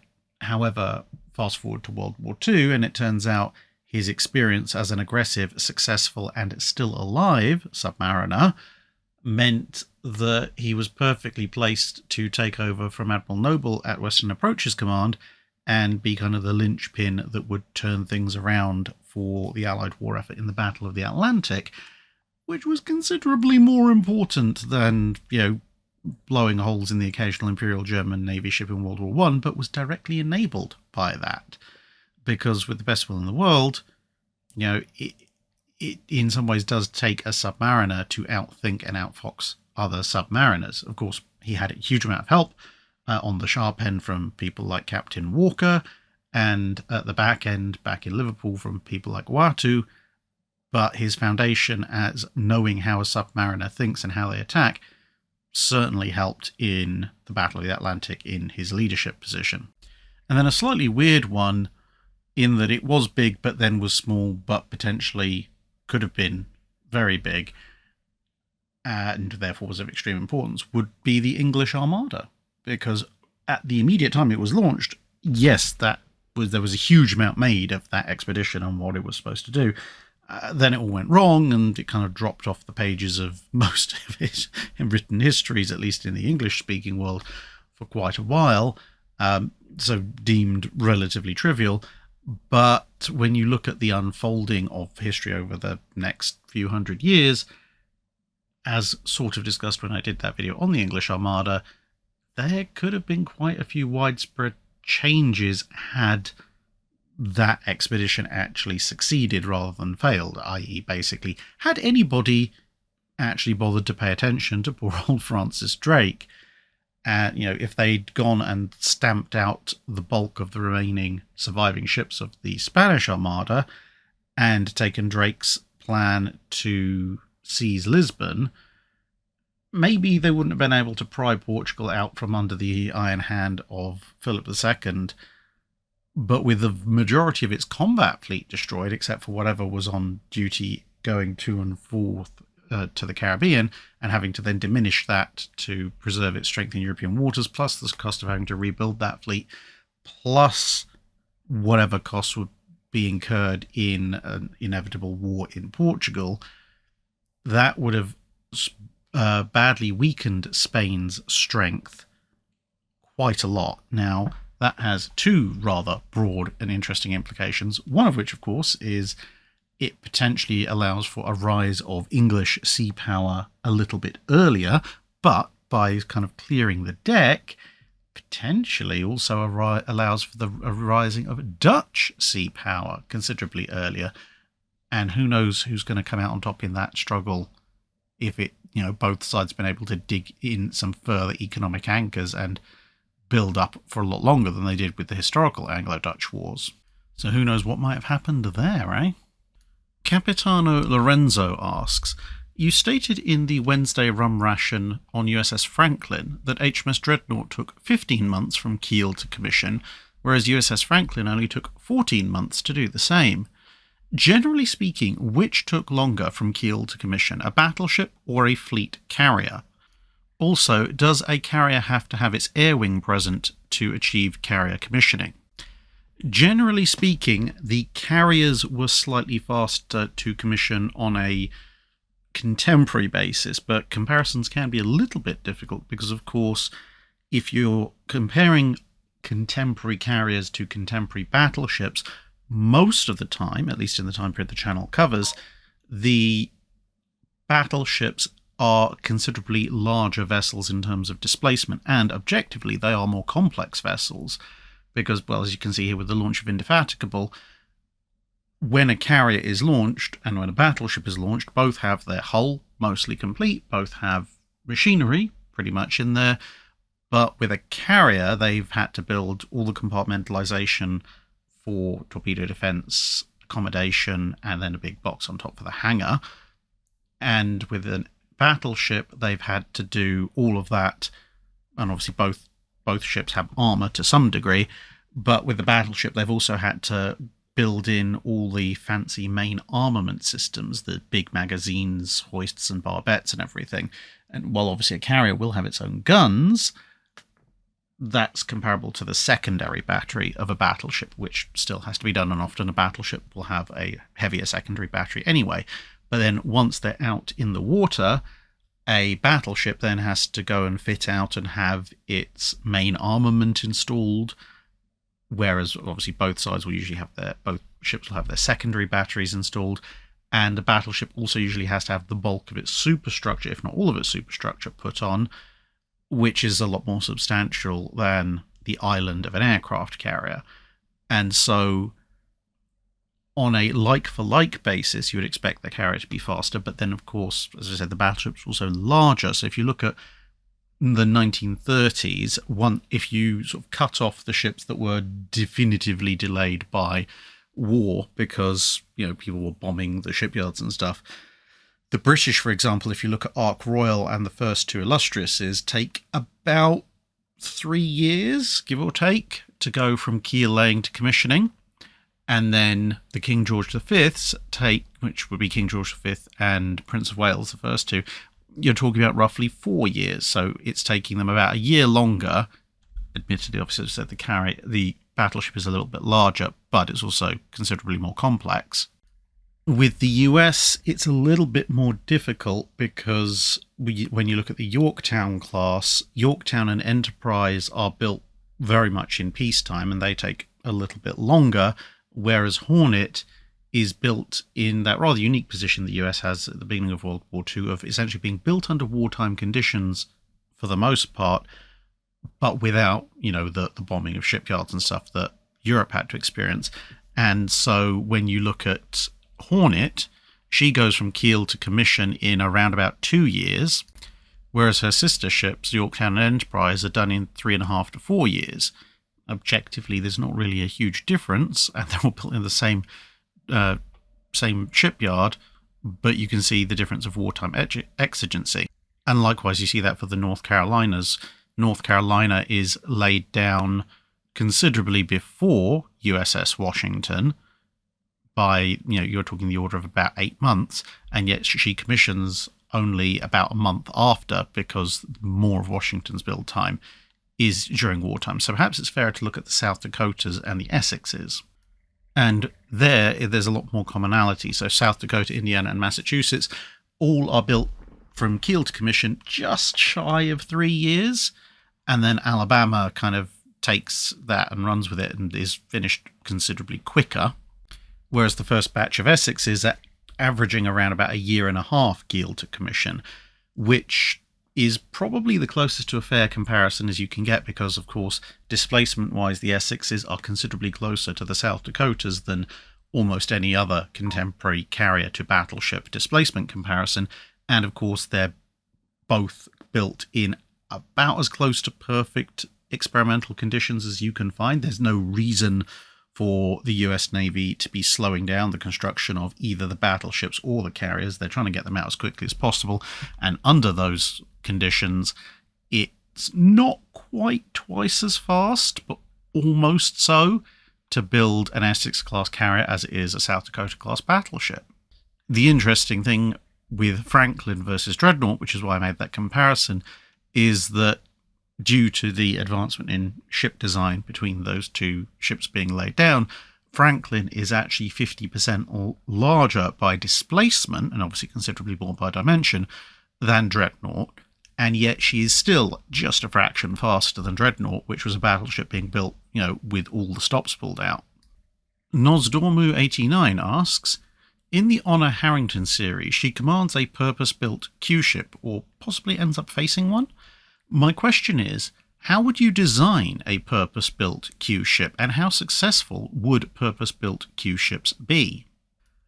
I think a lot depends on what your primary threat is, because a Q-ship is essentially a vessel that is supposed to look like a regular merchant vessel in order to attract attention from enemy raiders, be they surface or subsurface, or I suppose in latter cases perhaps aerial, and in Honor Harrington in space, and get some kind of warship to attack them, at which point, having suckered them into close range, they reveal that actually they had a bunch of hidden weapons aboard and deliver a surprise alpha strike. Now, what exactly goes into making a purpose-built successful Q-ship very much depends on what stage of the conflict you're in. I mean, we can see this with the way Q-ships worked in World War I. Initially, when U-boats were very much still approaching on the surface, having spotted a ship, telling them to stop, and then getting the boats off and ideally sinking them with gunfire because that saved on expensive torpedoes, then at that point, the classic Q-ship with a bunch of hidden guns worked reasonably well because they would have more guns. Both sides had as much armor as each other, namely none. And a Q ship could afford to take a few hits and stay afloat. A U-boat couldn't afford to take any major caliber hits because that would compromise its ability to dive, which is the whole reason a U-boat exists. But the U-boats eventually countered the Q-ships by adopting more of a underwater approach and then just sinking suspected Q-ships straight up with torpedoes, which obviously the Q-ships didn't have any real counter for because they were at their heart still merchant hulls. So if you're in a conflict where you're deploying your purpose-built Q-ship for the very, very first time, so the enemy has no idea that this might be a thing that's out there, then fairly simple, yeah, here's a merchant ship. We've replaced some of the cargo containers with fake cargo containers hiding guns, and tell the crew to act like a ship in distress. Well, then that's fine. That will work perfectly fine as a Q ship. Obviously, if your main threat is surface or aerial raiders, that's an entirely different matter, because aerial raiders you'll see coming long before they attack you, at least in a World War II context, and they will probably see you, and if an aircraft sees you, it's going to attack you anyway. The whole thing of Q ships, of course, was that the submarine wouldn't initially attack if it was operating under cruiser rules, which is what would allow them to get close enough. So against aircraft, there's no real point in having a Q ship. Against surface raiders, there's a marginal point, but you don't really want to try and take on a surface warship with hidden guns, because unless you get very, very, very, very lucky, like Cormoran versus Sydney, in most cases you will lose that fight. There may be a small margin for a Q ship designed against surface raiders with hidden underwater traversable torpedo tubes, because in theory then you could, when you see the surface raider, run up a flag, claim you're surrendering, and then as the enemy ship approaches to see if you've got any important documents, code books, etc., or take on lifeboats, then you could drop a salve of torpedoes into them. You probably wouldn't survive the retaliation before the warship goes down, but it might still work. But if we sort of loop back to the idea of a Q ship that works purely against submarines, then as long as you're past that initial stage where the Q ship in and of itself is a surprise, if it was up to me to purpose design a Q ship, I would actually take a leaf out of the refits that the British did to Gorgon and Glaton, the Norwegian coastal defence ships that the British turned into monitors in World War I, and at that point attach the world's biggest bulges to your Q ship. So they're underwater, so the submarine's not going to see those, but they will provide you with colossal amounts of anti-torpedo defence. How you pay for all of this, because of course the bulges weigh a certain amount, but they're displacing water as well, so that might affect how you ride on the surface.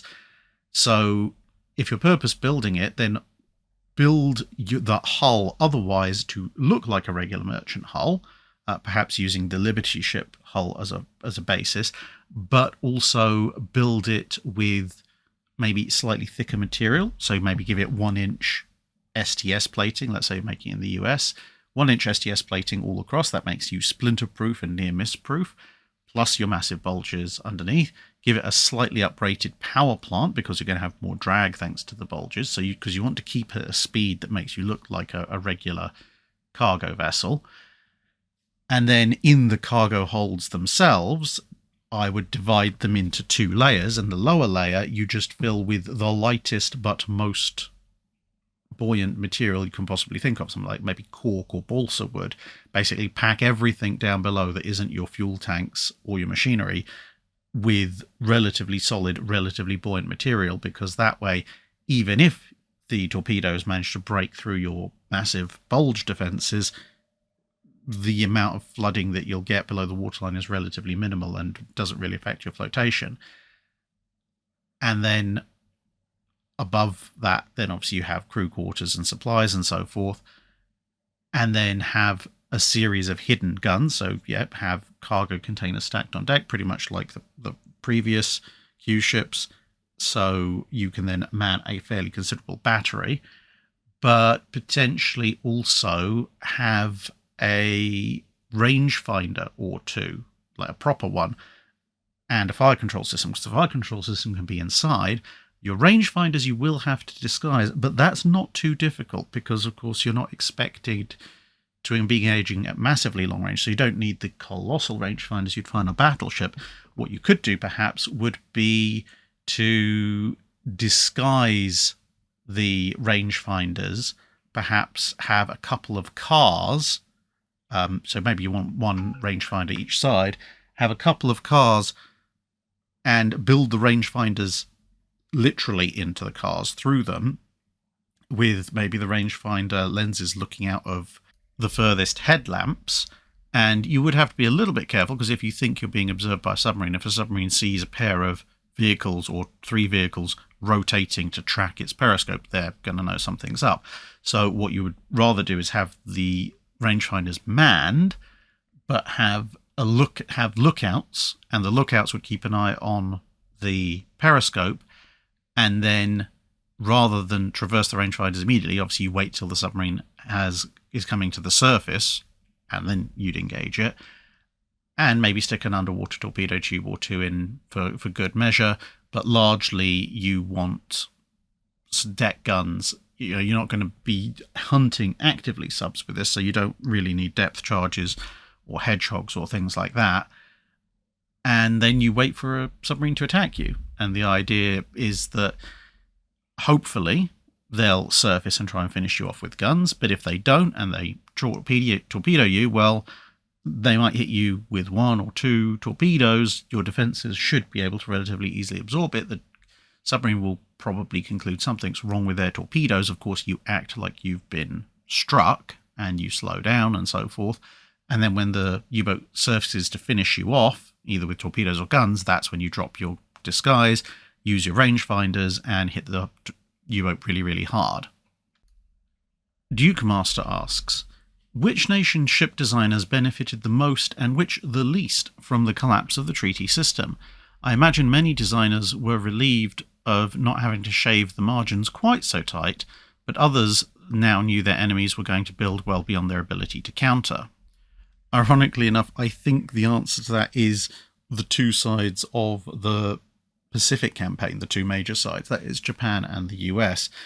So the US ship designers benefited from the collapse of the treaty system the most, essentially because the US had both the industry and the financing available at the time, and the uninterrupted nature of the industry as well, to build ships that were essentially doing what the treaty specs roughly wanted you to be doing, but without the treaty limitations. And they had, on and off, while the treaty limits were in force, occasionally sketched out slightly heavier designs, because that was part of the design brief when they were coming up with things that would become things like the New Orleans class, where they were told, we want this set of specs, and then they'd go, right, well, if you want exactly that set of specs, this is the ship you'd have to build, this is why you can't build it, because it's way over tonnage, which bits do you want to cut out? And now they're being told, hey, that whole cutting out bit, we don't have to do that anymore. Hence why I often refer to the Baltimores as kind of, although they are post-treaty cruisers, they are essentially almost perfectly balanced treaty-era cruisers in terms of capability. You know, they've got 9 8-inch guns, they've got decent armour, they've got even a modicum of underwater protection, good secondary battery, radar, etc., etc. But then you look at the tonnage, and you see how much a tonnage above 10,000 tons you needed to add to get a fully balanced cruiser, heavy cruiser this is obviously, in the 1930s and 40s. And then obviously once the gloves are off, the US has that industry to just go, yep, we're going to build several dozen of these. Whereas the Japanese had pretty much been relying on everyone but them sticking to the treaty limits, because they didn't have the industry or the finance to keep up in any kind of major building race. So their only real hope was to try and squeeze as much into ostensibly treaty compliant ships as possible, And then with things like the Yamatos and the Shikakus, just go straight past the treaty limits and build massive vessels comparatively, which in theory would therefore be able to take on multiple of their treaty-compliant opponents and win, except that with the collapse of the treaty system, the Japanese were now left with a bunch of ships that had made a lot of compromises to appear treaty-compliant while trying to squeeze in above average capabilities, like the fact that, the turrets of most of the Japanese heavy cruisers were essentially paper. And they had a few big ships, but they were now at war with someone who could build a lot of big ships. So it really didn't go well for them. For Britain had the industry to a certain extent, but it was limited by interwar drawdowns, and they had the finance to a limited extent. That was more a case of persuading the Treasury what they'd actually pay for rather than whether or not the money was there.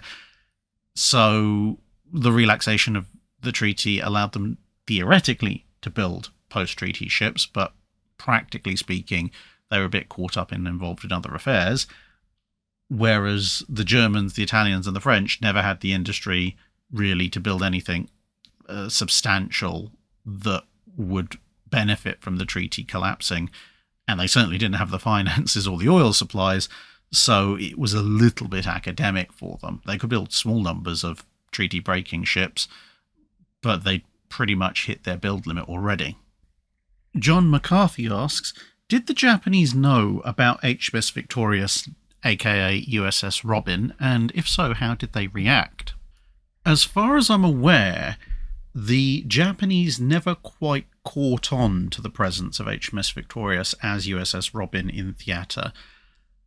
Essentially, the voyage of Saratoga and Victorious together, while extremely useful for both sides in learning what bits of carrier operations the other side did better and incorporating it into their own procedures, was fairly light on Japanese presence. They swept for Japanese targets a couple of times, came up empty, and then they supported an attack operation, but there was relatively minimal opposition. And so, all things considered, it seems that the Japanese didn't really know how many or what type of carriers the Americans had at that point in time, which, to be fair, you can understand why, because the Japanese had a relatively decent idea going into World War II what carriers the Americans had. But when they were looking at their combat evaluations, what they thought they'd sunk versus what they thought the Americans had was a little bit difficult to square, because they knew they'd sunk Lexington, or a Lexington class, at Coral Sea. They also knew they'd sunk Hornet because they physically put torpedoes into her and watched her go down. And they knew that they had sunk Wasp with that very, very successful torpedo spread from the Japanese submarine. So they knew they'd put down at least 3 American fleet carriers, and obviously including Wasp, then the 3 Yorktowns, Lexington, Saratoga, and Ranger. They knew the Americans had 7, so that would reduce them down to 4. Langley, they also knew had been taken out, but she wasn't a carrier at that point. So, of the remaining 4 carriers, obviously Ranger physically wasn't present, and they probably could have got word off of the Germans that Ranger was over in Europe, so that leaves you with 3, so that would be Saratoga, Enterprise, and Yorktown. Now, this is where things get a bit difficult, because they've hit Saratoga a couple of times already. Now, we know, obviously, Saratoga was repaired. The Japanese may or may not have realised this, but let's say they were playing things safe and they reckoned, okay, there's still at least 1 Lexington class around. Now, what about Yorktown and Enterprise? Well, the Japanese were relatively sure they'd killed a Yorktown at Coral Sea, and they were absolutely sure they'd killed at least 1 Yorktown at Midway, and in fact, thanks to Yorktown getting herself repaired and underway after the first attack, they actually thought the second attack that they'd launched on Yorktown was an attack on another Yorktown-class carrier. And given that the first one had apparently disappeared, they thought they'd sunk at least one, possibly two there. And then, of course, the torpedoes that did in for Yorktown from the Japanese sub. So potentially, if they were being a little bit optimistic, they could have concluded they'd actually sunk 5 out of 3 Yorktowns, because if they thought maybe that one at Coral Sea had been sunk, the one that was with Lexington, which was, of course, Yorktown herself, and then adding up, well, we think we hit 2 Yorktowns really, really hard at Midway, and then we torpedoed another one, so that's 4. And we know for a fact we sank Hornet, 5. So, okay, what's going on here? Maybe it was one of those Ranger? But then we're missing a Lexington class, and there's a spare Yorktown in all of that. So the Japanese, I think, were a little bit uncertain of exactly how many carriers the Americans had, although they knew something was off with their maths. And they were also obviously husbanding and rebuilding their own carrier forces. So between all of that, and although the Japanese intel system was fairly successful in some areas, it seems that spotting Victorious wasn't one of them. I think they weren't particularly aware of the existence of Victorious in the Pacific theatre. And if they had realised that there was another carrier operating with Saratoga, they probably would have assumed that it was just another Yorktown and they'd miscalculated somewhere along the lines. Zed Stewart asks, I see USS Intrepid across the Hudson from my bus every time I commute into New York City, and so I've been wondering, do you have any intention of visiting her? It's been a long time since I was there, and I realise that with her modernisation, most of her current form is probably a little bit past the time period the channel covers, as is the Growler, so she's a little bit of a lower priority, I suppose, but is it just a matter of prioritisation, or do you have other reasons for not stopping there on trips that have passed through the area? I will visit her at some point, but the main reason I haven't stopped at Intrepid before, although I have passed New York a few times going up and down the East Coast, essentially boils down to it's on Manhattan Island. Now, I have actually been to Intrepid once before, back when I was a teenager, and I was in the States with my family. My mum and dad took me and my brothers for your classic British tourist goes to America holiday, visiting Disney World in Florida. Of course, I managed to persuade them to also go to the Kennedy Space Center, NASA, etc. And then we popped up to New York, partly because it was cheaper to get back doing a hop from Orlando to New York and then back across the Atlantic for some bizarre reason. And we had a few days to spend in New York, and it was New York. Everyone wanted to see it at least once.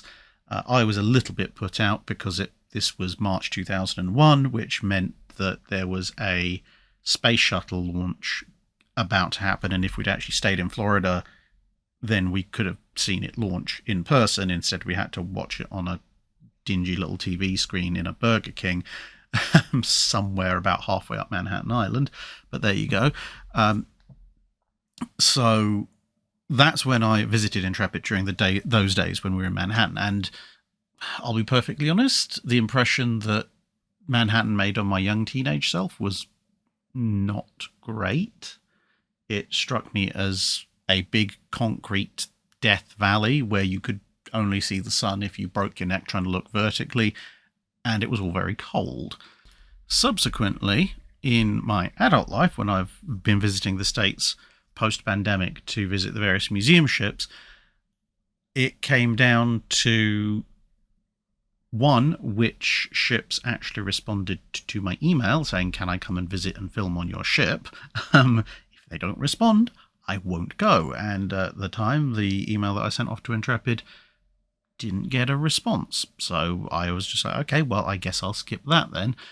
And in terms of then potentially revisiting that and sending another follow-up emails or whatever, on my way back from at the end of the April 22 trip, I ended up with 8 hours to go until I had to be in Boston for my flight back, and I was in a hire car heading up the East Coast from Norfolk, and I was supposed to go up along the west side of New York, obviously not in Manhattan, and cross over the Tappan Zee Bridge, and then hightail it across to Boston.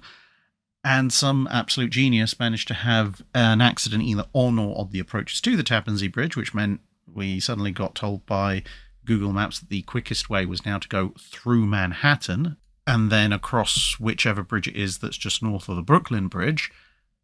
And, well, let's just say driving through Manhattan with a bunch of other disaffected drivers, all on diversion, didn't really endear the place to me all that much either. So I now have an almost genetic predisposition to try and avoid Manhattan Island wherever at all humanly possible. But with that said, although I'm going to be doing substantially less travel in 2025 than 2024, I will try and see if I can get a visit to Intrepid worked into the schedule. And if so, then obviously I will send an email to the good people of Intrepid and see if they email me back this time. The almighty Hypnotoad asks, if the Italians had the budget, do you think they would have built a dreadnought based on Vittorio Cuniberti's ideas before any other nations did? And if so, just how early would this vessel have been launched, and how long would it take for everyone else to catch up? I think there's a decent chance. The Italians certainly weren't shy of building innovative ideas into their warships during the latter part of the 19th and early 20th centuries. Look at the Italia, or the ironclad, that is, for a good example of that. It is, as you say, mostly a matter of money.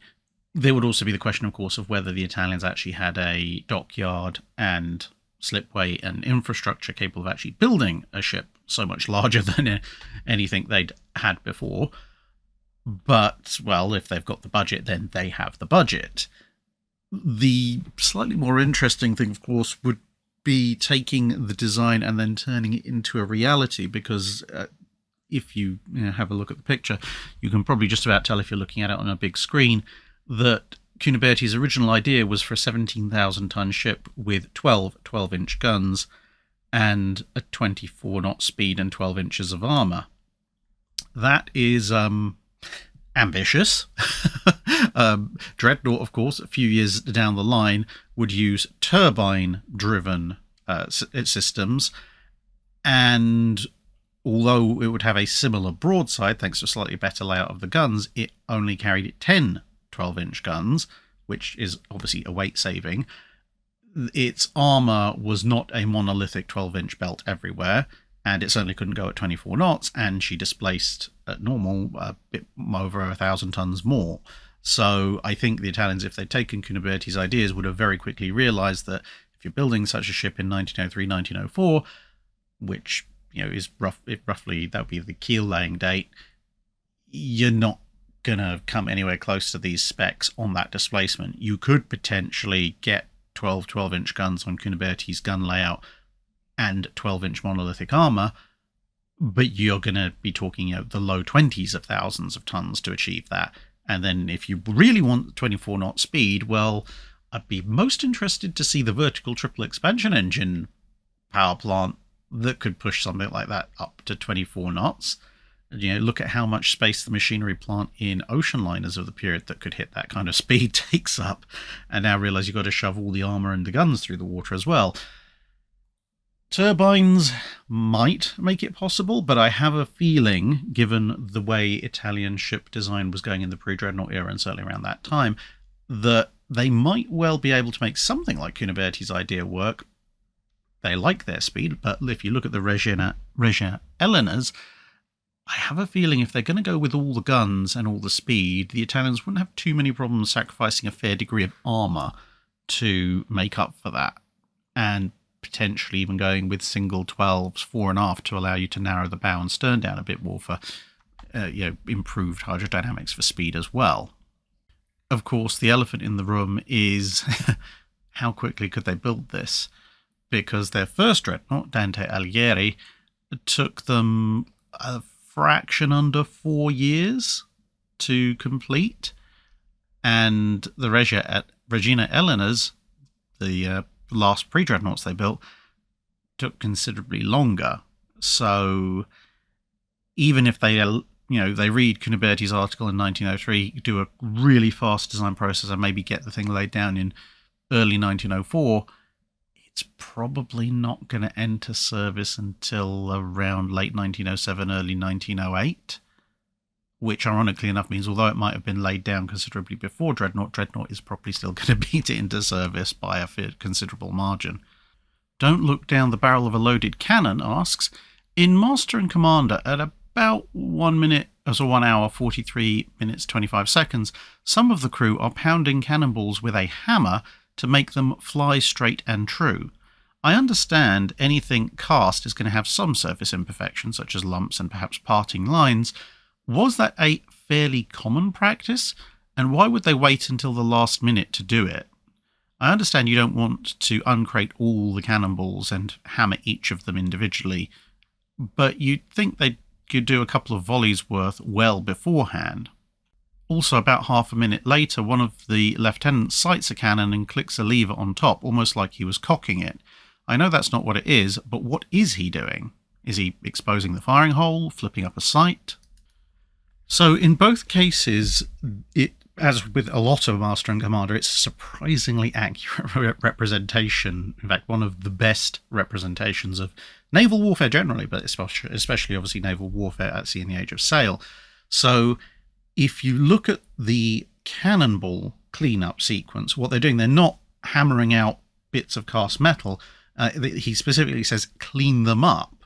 And if you pause the scene, I mean, it's a split second of a scene, but you'll notice they have some kind of off-white and brown incrustation on them, and that is what they're getting off. So I have a feeling that these are supposed to represent cannonballs that have been in the shot locker for an extended period of time, and either through moisture or various other things leaching in there, you've got either rust or concretion, accretion, something has grown onto them, which would quite significantly destabilize them in flight and potentially even lead to jams. So what they're doing is they're using not geologist hammers, but the equivalent of small geology hammers, similar to that, to essentially pick off this rust and encrustation, so you're still left with a lump of iron. Now, yes, it's not going to be a perfect spherical lump of iron, but it's going to be a lot more accurate than a cannonball with a big lump of some mysterious thing tacked onto its side. But when you're looking at the cannon later on, when they're preparing the gun battery, what he's doing is actually pulling back a flintlock firing mechanism. Now, back in the day, very back in the day, obviously, guns were fired with slow matches and powder trains, but at the turn of the 18th into the 19th centuries, flintlock firing mechanisms were becoming more and more common. They weren't universal. The Royal Navy would adopt them eventually in a relatively large scale as the Napoleonic Wars went on, but there was nothing in the regulations that said you couldn't have them, and very often if a captain was particularly enamoured of making sure that his guns could fire very accurately and very quickly, then of course, as with any number of things a captain could do back in the day, he could pay out of his own pocket for specific upgrades to be made to his ship, including the installation of flintlock firing mechanisms instead of having to rely on the slow match technique. And this, of course, will make your guns fire a lot sooner after you give the order to fire. So that's a good thing. So in this particular case, given the time period that the movie is set in, either the Surprise has been refitted at some point along the lines, or the good captain has just decided to purchase several dozen flintlock mechanisms and stick them on his guns anyway. Coneled asks, were there any significant Allied war atrocities during World War II which were papered over, like My Lai in Vietnam? Obviously, I'm not expecting anything particularly significant like Nanking or the Final Solution, but I'm not aware of any documented incidents at all, although given the climate of the time and the nature of the conflict, I wouldn't be surprised if there were one or two smaller incidents. Oh, there absolutely were Allied war crimes in World War II.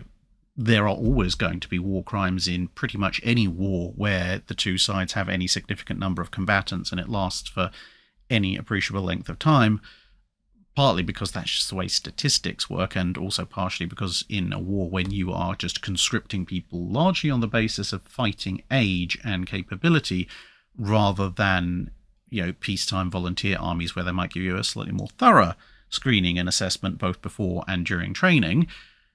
There's also the likelihood of letting in a statistically not insignificant number of classical psychopaths who will quite happily butcher their way through the enemy regardless of what the niceties of rules and regulations actually say.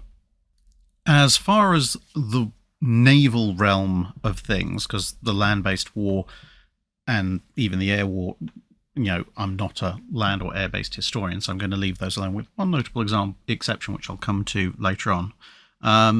But on the naval side of things, the most common war crime that you could attribute to the Allied forces would be occasional incidents where shipwreck survivors, where an Axis vessel had been sunk, would be shot in the water rather than rescued. Now, sometimes this just seems to have been because the captain flat out didn't like either the Germans or the Italians or the Japanese or whatever, and had decided, what, I don't care, I'm killing them. Sometimes it seems to have been in, if you like, heat of the moment isn't necessarily the right word, because obviously naval combat plays out over a slightly longer period, but in environments where there have been significant actions either the same day or shortly before, or mass air attacks, kamikazes and so forth, in those kinds of circumstances, if someone's just spent a good chunk of time trying to murder you or your friends, and now all of a sudden help me, sometimes in those cases captains turn around and go, no, I won't, and in fact do the opposite, which that is it's ultimately the same outcome, but the motivations are slightly different from someone who just comes across a random sunken vessel set of survivors, or has sunk a vessel out of hand, say a submarine, and popped up to see survivors and then decides, apropos of not much at all, that they're going to shoot them. Very technically, the unrestricted submarine warfare program by the Allied submarine forces was in violation of Second London, but Second London Naval Treaty was pretty much defunct anyway, so I'm pretty sure that doesn't count. And in fact, of course, when they charged Dönitz with the same thing, the Nimitz actually spoke up on his behalf and said, look, everybody was doing it. That's a technicality, really. You have the Laconia incident, which is probably the single least defensible of all the war crimes, and I've covered that in a previous Drydock question.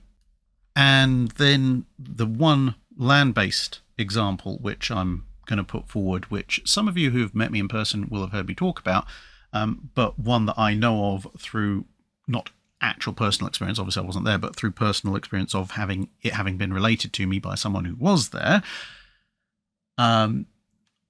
is that you have on record what they call the Dachau massacre, where concentration camp guards being guarded by Allied soldiers were machine gunned.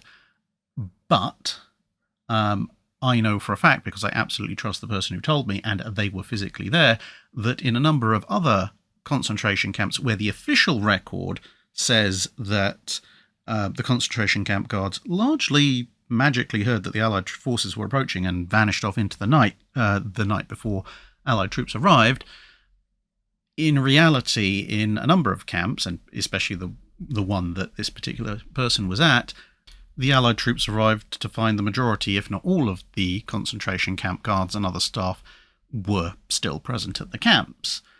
But these leading forces, the recon elements, if you like, that were the first ones on the scene, very often, and again, particularly in the case of the Bergen-Belsen camp, they looked around and looked at the conditions that the prisoners were in, looked at what the camps obviously were for, and just decided there is no way the people running this operation deserve to live, and if there's any justice in the world, they won't live, because they will be convicted and hung. But on the off chance, and also because we can't stand looking at them for any longer, well, it's ever so handy that these people happen to have built a series of mass graves and incinerators. I guess they should be on the receiving end for a change.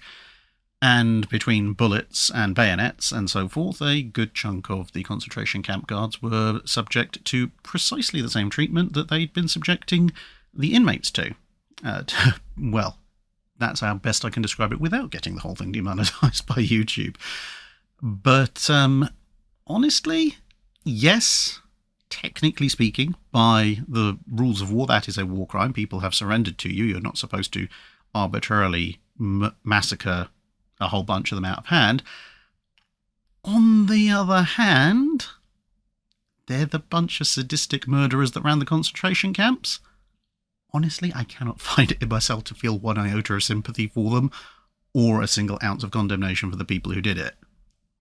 And just in case someone is about to type some kind of weird conspiracy theory into the comments about the concentration camps all being fake or propaganda or anything like that, I know there's a very small chance because you're mostly fine and upstanding people watching this channel, but the person who told me this, they didn't take photos of them getting rid of the camp guards, but they did take a bunch of photos from the roof of their armoured car from the moment they entered the camps until the main Allied forces came along. So, yeah, don't try and tell me Bergen-Belsen was anything other than a horror show, because I have photographic evidence, and that's not the kind of stuff you live easily with having seen it, let alone seeing it in person. On a slightly more cheerful note, US Navy Sailor asks, in the US Navy, the 5-inch 25 and 5-inch 38, as well as other gun mounts, had mechanical time fuses that are set by a mechanical fuse setter next to the loader position, or in the projectile hoist, respectively. Therefore, there is some dead time between the time the round is removed from where the fuse is set, put into the ammo tray, rammed in and fired. How is this dead time accounted for to get an accurate range on the explosion?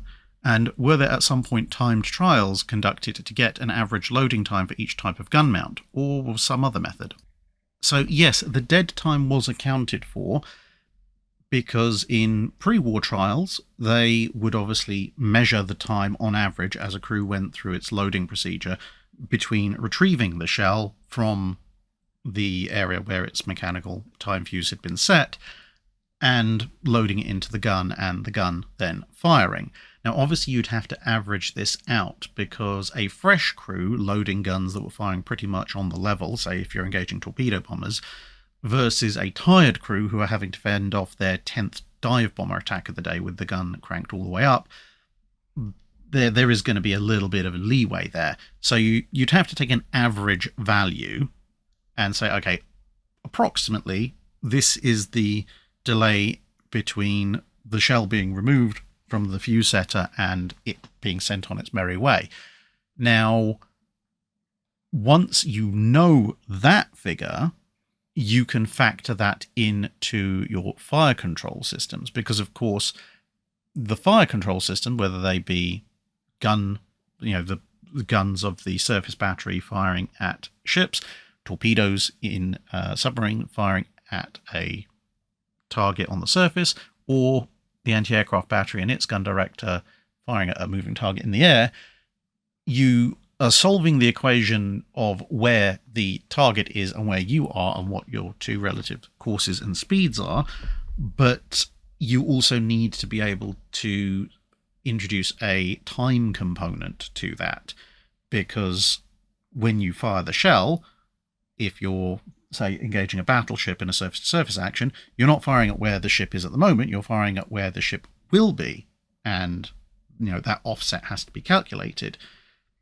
If you're firing at an aircraft, similarly, you're already not firing at where the aircraft is, you're firing at where you think the aircraft is going to be, and so once you know what the reloading time factor is, then you would factor that into the equation. So instead of, well, the mechanical fuse is going to be set for this distance because this is how far ahead the aircraft is going to be at the time it's set, you would instead go, okay, right, well, the mechanical fuse is going to set its fuse for where the aircraft is going to be by the time the shell reaches it, which of course is a changing time value as the aircraft closes in on the gun position, but also then factoring in the time it's going to take for that shell to be loaded into the gun and fired. Well, how much further is the aircraft going to go from that? So that's an extra fixed item that you add on to the total calculations.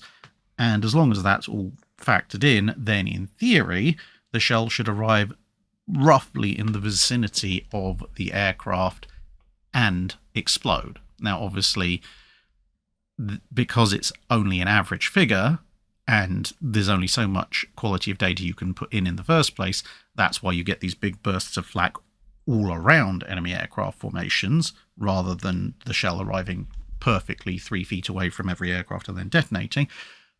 But that's how you end up with a burst of flak around the aircraft and not, 200 meters further back from where the aircraft just came from. Brandon Minders asks, with regard to port facilities in the 14 to 1600s, I understand they didn't really have dry docks. I've seen pictures of port facilities helping to turn ships slightly on their side to clean the bottom of the ship, but I think ships can do that on a beach themselves anyway, and did. Can you discuss what sort of facilities a major port would have in said era, and the possibility of showing a few diagrams of what that might look like? Well, unfortunately, diagrams for that period are few and far between, although a few of them do exist. They're also a little bit stylized. But, well, here's an illustration of careening, but not on a beach. So yes, you can careen on a beach, but it is a little bit of pot luck, because you don't necessarily know what all the tides are like, or strictly speaking, even what the beach is like in terms of what's under the initial sand or mud layer. So careening your ship out in the wild, if you like, can and was done, but it is a considerable risk. Whereas in the medieval period, which is essentially what we're talking about, when you look at ports, they would often have specially selected careening beaches or careening shelves, where they'd actually gone, look, this particular bit of the coastline is actually really good and safe for careening. So it's got the right kind of slope up to it. The material that the ship is going to rest on is soft enough that it's not going to damage the ship, poke holes in it, but it's also not so soft that you're going to get completely stuck. And, the angle of it is fine, and the tide comes in and out at a rate so that you're not just going to be suddenly dumped on your side and all of this. So instead of dry docks, very often you'd have these little careening positions, and where such didn't exist, you could also create a specific careening wharf, which is what you can see in the diagram here, where you use a series of ropes and rather impressive king posts and so forth on shore or on the wharf to essentially crane the ship over, levering it over using its masts to help you with that. And obviously then that's a fixed position, which will rise and fall with the tide, hence the need for the support ropes running under the ship. And that then is obviously a fixed position where you can reliably careen and maintain a ship. Other methods were available. The first dry docks that we have permanent records for, i.e. a permanent dry dock that has survived through to today and is a dry dock in the manner that you would recognize it, actually start coming into play at the end of the 1400s, so the end of the 15th century, and then obviously it develops on from there, because initially you're not talking about a dry dock with dry dock gates or caissons the way we think about it today. It was initially a dry dock, usually dug out and lined with timber, but then once the ship was in, you'd have to build a wall, enclose it, and then pump the water out afterwards, which was obviously considerably longer than putting a gate in, but that's what encouraged the development of dry dock gates, among other things. But before that period, there were other options. So in the early part of the medieval period, ships were often light enough you could either haul or lift them, just clean out the water and work on them that way, or you could just accept that they might not last tremendously long in the water, or another method that was used occasionally for some of the really big ships before the advent of full dry docks was a kind of advanced method of careening. So it's halfway between careening and a dry dock, where you select a mud or sand patch pretty much the same way you would for careening the ship, except instead of looking for something with a slope, you're looking for something that is flat and ideally has a fairly large tidal range. You would then sail your ship over this flat and relatively soft area, and then as the tide went out, the ship would obviously first ground, and then with it being relatively soft, it would then sink into the mud or the sand and hopefully stay upright, at which point, once the tide's gone out, everyone can rush out and build a low wall around it and obviously then the tide would come in, and you might not have it completed, so you might have to do that in stages. And then once you've got it up to the requisite level, then you pump out or bucket out water that's inside, and then you kind of have an impromptu dry dock. It's not fully dry, but it's going to be dry enough that you can do some work on the underwater part of the hull and then fairly quickly disassemble the bit that you need to float the ship out again.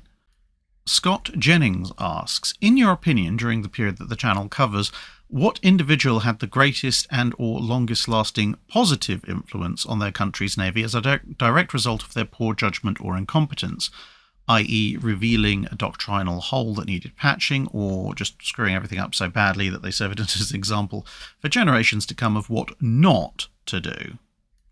Well, the two examples that spring to mind the quickest are probably poor old Captain Cooper Coles, he who designed an HMS Captain, mainly because, well, we all know what happened to HMS Captain, but that served as kind of a touchstone for the Royal Navy, which allowed it to, for the better part of another century, turn around to the government and say, no, we are not taking, gifted amateurs or, third-party commercial designs and turning them into warships, because we know what happens when that does occur, and they just point to the captain.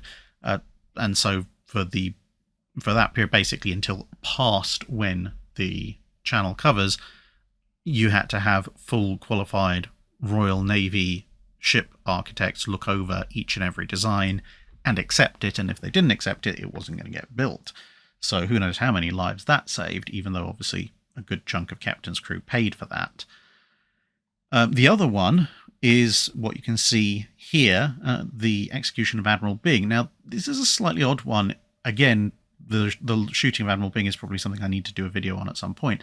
But Byng didn't do that badly in terms of, did he do badly enough that he should be shot? Given the general state of things at the time, and what did other admirals generally get shot for? No, he definitely didn't deserve to be shot. However, he did screw up a little bit, but there are a lot of external factors influencing that. He certainly didn't get the result that everyone was expecting, although again, a lot of external factors he couldn't control influenced that. But the impression of Byng's execution had a colossal effect on the Royal Navy going forward, because up until that point, even though the Royal Navy was heading towards a more professional force, you still had issues where personal differences between captains and admirals would lead to battle being engaged, and sometimes chunks of the battle line just not engaging or being very late to the engagement, purely on the principle of, I don't like the guy who gave that order, therefore I'm going to drag my feet in doing so, or pretend I didn't see the signal. And that led to a number of stalemates or defeats, which otherwise could have been victories, and to a certain extent that even played into what had happened with poor old Byng. There was also cases of timidity where captains and admirals had gone, well, I could fight the enemy here, but I can see there is a non-zero chance of me losing this, and I don't really want the poor reputation of losing a fight, so I'm just going to leave it alone and hope for the best. And then, of course, other things happen because the enemy fleet wasn't engaged, and that all ends very badly.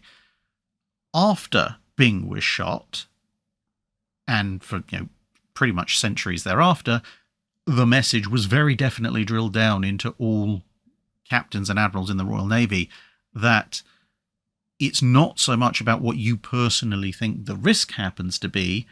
The point of you being out there is to destroy the king or queen's enemies. That means you see an enemy, and unless you have an absolutely ironclad case to defend about why you shouldn't, because it was suicidally long odds, other than that, you attack them. And just there being long odds is not an excuse for not attacking them. Yes, if you are a frigate and you see 3 enemy frigates, that might be an overwhelming force. Is that justification for not at least trying? Well, Do you want to come back and we decide you should have attacked them anyway, and then we shoot you? Or do you want to attack them? And yeah, you might lose your ship. But if you can stand up in court and say, hey, look, I saw the enemy.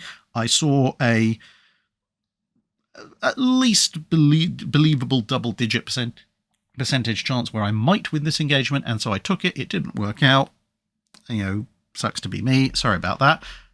Then you'll probably be forgiven, even though you lost. Whereas if we turn around and say, well, actually, there was a 30% chance you could have won that engagement and you ran like a coward, you will be shot.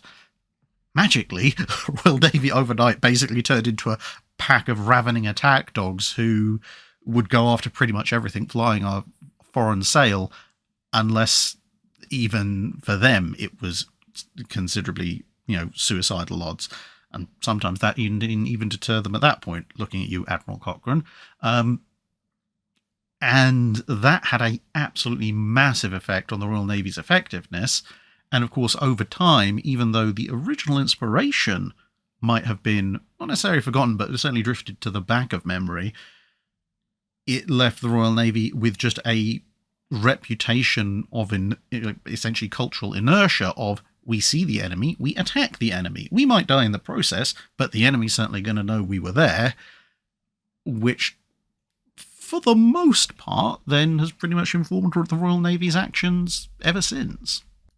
Now, of course, the underlying element of that is you're supposed to prepare your men and ships for battle well enough before that happens.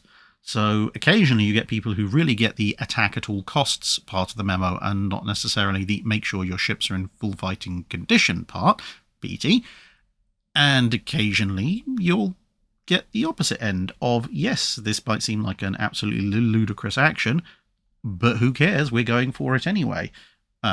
Reference, although it's a little bit outside of the Channel's time period, the terribly named Captain Coward's plan for what happens if the General Belgrano shows up on the horizon of the British task group at the Falklands, and Coward's answer is, I'm going to take every ship I can find that has a decent amount of deck-mounted 4.5-inch guns, I'm going to engage it in a battle royale gunfight at sea, because he probably can't sink all of us before we smother him in 4.5-inch fire.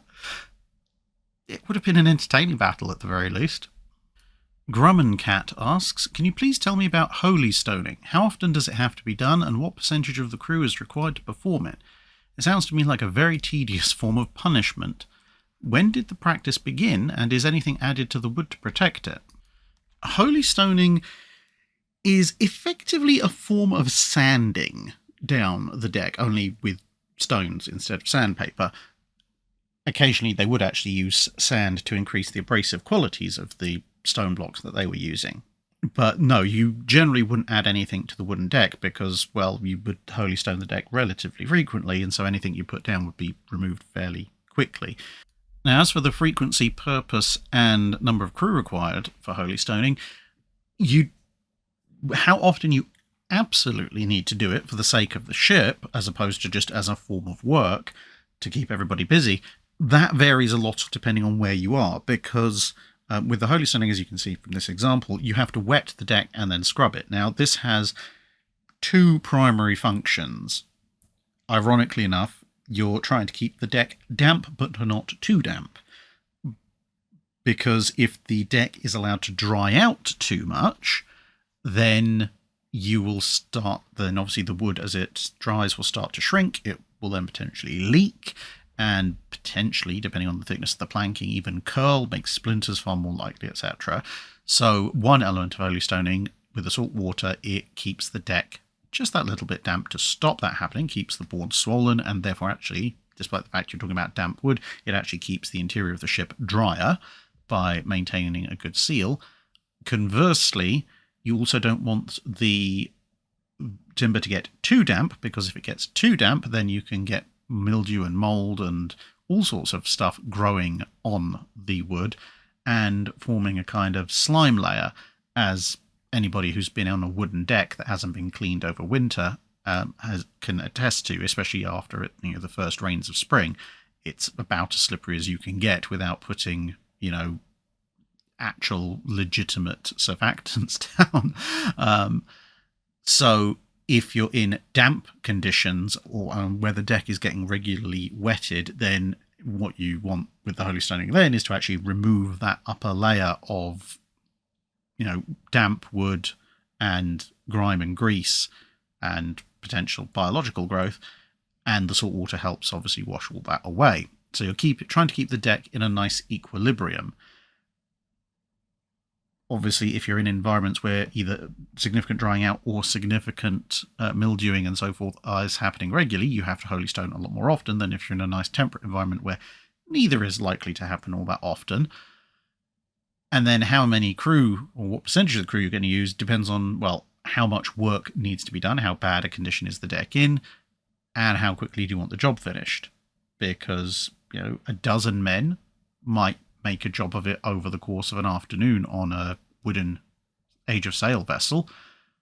But if you put 100 men on it, assuming you have 100 holy stones, or maybe 50 holy stones and 50 buckets of water, you'll get through the job a lot faster. But do you want it done faster, or what is the other purpose of it? Is the purpose of it just to get the job done, or is it to, as I said before, give people something to do so they don't get terminally bored? Because bored men tend to be troublesome men. Luke Murphy asks, according to my research, it seems every British dreadnought, battleship and battlecruiser still afloat that was at the Battle of Jutland was also at the surrender of the High Seas Fleet in November 1918. The exception to this seems to be HMS Dreadnought and HMS Ramillies. I understand why Ramillies wasn't at Jutland, but why wasn't Dreadnought and Ramillies at the surrender? For Dreadnought, it's actually a fairly easy answer. Technology had improved and advanced so much that a number of the older 12-inch gun battleships were actually already detached from the Grand Fleet in 1918, and Dreadnought was one of those. And also, further to that, Dreadnought in particular had actually been not decommissioned but put into reserves a few months before the surrender of the High Seas Fleet. So she wasn't there because she was actually no longer in active service, although she was still afloat in the reserve fleet. Now, HMS Ramillies is another matter entirely, because if you look at most histories of Ramillies or the Revenge class, they tend to just assume she was there, and indeed there are even some paintings of the Royal Navy getting ready to go to sea, which apparently show Ramillies in the fleet at Scapa. But when you look through every map of the surrender of the High Seas Fleet, you'll notice every other of the Revenge class is there, but Ramillies is not. And this is the kind of Drydock question which is always really interesting, because I get partway through recording it, and obviously I've done some pre-research for the various questions, but then this one, I had to stop recording and go off, and it took ages, because, I went through every book that I've got that would cover Ramillies' history, particularly around the surrender of the High Seas Fleet. Books on the World War I and the Navy at sea, books on British battleships, books on the Revenge class, even a book that's actually specifically about HMS Ramillies doesn't actually mention the surrender. So I was a bit perplexed. Eventually, I tracked down a somewhat older book published in the late 80s, early 90s, and in there, purely by happenstance, there is a snippet of a personal account, a whole bunch of different personal accounts, actually, of the surrender of the High Seas Fleet. And one of them relates the story of one Ernest Fox, who was the chief steward of HMS Ramillies. And it specifically says, he's chief steward of HMS Ramillies, but he's watching the whole thing from the bridge of the Royal Oak. And the reason for that is that he says, HMS Ramillies was in Drydock, but I was allowed to go out in another ship to have a look. And he says further that he was very lucky, because if it had been on his own ship, he would have seen nothing, because he would have been down below his action station. So, because he wasn't at his action station, because it wasn't his ship, he could go and actually watch the thing. So it seems, from this little personal snippet in a much, much older book, that Ramillies was actually undertaking a short period in Drydock at the time of the surrender of the High Seas Fleet, and much like with Emperor of India at Jutland, therefore she wasn't available. Red Ranger asks, an expansion to a question from a previous Patreon Drydock. In the fan film Star Trek Squadrons, an admiral is posted on board the USS Minneapolis to coordinate the operations of 4 ships. The captain of the Minneapolis expresses concern that the admiral will, quote, usurp command, end quote, to which the admiral responds that the admiralty gives the strategic orders while the captain gives the tactical orders. In other words, I say where, you say how, only for him to countermand the captain's orders during the heat of battle in the very next scene. What do Royal Navy regulations of the First and Second World Wars have to say about such a scenario? Well, if you look through the Royal Navy fighting instructions for the time period, it makes it fairly clear, although obviously they use a lot more words, that the summary that the Admiral in that fan film gave is actually pretty much spot on. The Admiral gives the overall depth of the battle, the strategic orders, and coordinates the fleet. The captain is in charge of the ship itself. So, for example, if you're engaged in a fleet action, the admiral will dictate when the fleet opens fire. But once he's given the order to open fire, relaying that down to the guns on the ship that he is actually on is the responsibility of the captain. And unless something very peculiar is going on, it's also down to the captain to select the targets and potentially reselect targets as targets come and go in accordance with the general Royal Navy instructions and with any instructions the Admiral may have given up to that point. So the Admiral might say, okay, we're going to engage the centre of the enemy's formation, but exactly which ship the captain is going to engage is down to him. If someone then reports there's a bunch of enemy destroyers on an attack vector, then the captain can switch fire to the destroyers or something like that without reference to the admiral.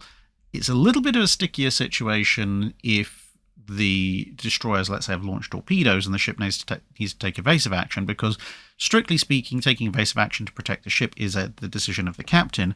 But obviously, since it is the flagship, there is a possibility that other ships might interpret that action as the instructions from the admiral. So you would have to at least tell the admiral, hey, we're being fired on by torpedoes, I'm taking evasive action. The admiral really shouldn't make any counter argument to that. If anything, the only thing the admiral should do would be to perhaps signal the rest of the fleet that, you know, they're evading torpedoes, not that he's trying to make everybody go in a particular direction. And in actual fact, the fighting instructions are very clear about the fact that admirals should not give overly prescriptive directions and that they should try and keep their aims as general as practicable in order to allow captains the latitude to execute the wishes of the admiral without feeling overly constrained by particular instructions from them.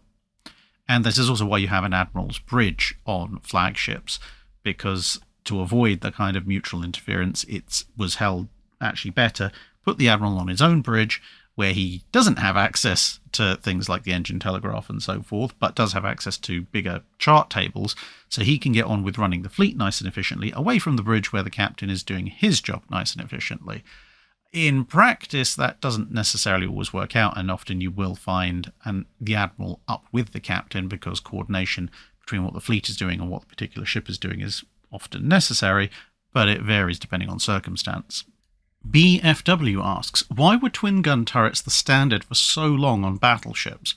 What prevented triple gun turrets from being used, and once triples became common, why were quad turrets also not developed outside of a few instances? There are quite a lot of different reasons, but the three main ones are complexity, reliability, and size. So, looking at size first, here's Dante Alighieri, the first triple-turreted dreadnought. Rather obviously, if you have a triple turret, the turret is wider than a twin, if you're using the same caliber of gun, which means you need a larger barbette. If you need a larger barbette and you want that barbette to fit within the scope of the ship, that means you need a wider beam, and a wider beam, assuming you want to go at a reasonable speed, means an overall much larger ship. So on smaller ships, fitting a triple turret either isn't possible, or if you are going to fit it, you're going to have to fit it much closer to amidships where you have more spare beam. So to give you some idea, the first ships that actually used triple turrets, Dante Alighieri, the Tegethoffs and the Gangerts, Dante Alighieri has a maximum beam of just over 87 feet. The Gangut has an 88-foot 3-inch beam. And the Tegethoff takes the cake at 91 feet and 6 inches. Now you compare that to, say, the Royal Navy, and none of the Royal Navy's 12-inch armed battleships are even of Dante Alighieri's beam. Admittedly, the last ones, the Colossuses, are within a couple of feet, but Dreadnought is considerably slimmer. And even the Orions, at 88 foot 6 inches, although they are slightly wider than the Alighieri, they're obviously not as wide as Tegethoff. In fact, if you're going by battleships, the Royal Navy wouldn't actually exceed the beam of Tegethoff until the Nelson class, which of course have triple turrets of their own, albeit with 16-inch guns. So size is a consideration. Do you want to build a large enough hull to accommodate your triple guns? Whereas you might be able to get away with a slightly smaller and therefore slightly cheaper hull by having multiple twin gun turrets. And the same holds true when you look at, say, 14-inch armed ships. The Fusos, with 6 twin 14-inch turrets, are a few feet narrower than the Pennsylvanias, the first US battleships to have all triple 14-inch armament. Then, of course, there is the complexity. So complexity is going to relate to time to build and expense to build. Building a twin turret, well, twin turrets have been around pretty much in some way, shape or form since the invention of the turret. They're a fairly well-known technology, getting them to balance, getting the guns the right spacing apart, etc. That's all pretty much a past art, and it doesn't require a huge amount of groundbreaking research and development to make a new twin gun turret. Triples, however, are a very new thing in the latter part of the 1900s, and of course there's at least a third again more machinery in there, because you're adding a whole extra gun turret hoist system, etc., etc. Plus you've got to account for the, as we said before, physically larger turret, so that means larger bits of armor for the roof and more complex geometries and so forth. And also balance issues, because now you've got to have 2 guns equidistant from each other either side of the turret and one absolutely dead center to get the balancing right, as opposed to just 2 guns and a theoretical center point. And that brings us on to reliability, because especially in the early era when you're talking about triple as opposed to 3 gun, where everything is slaved together, if something goes wrong, you could potentially have an entire turret disabled because something has gone wrong with one of the guns.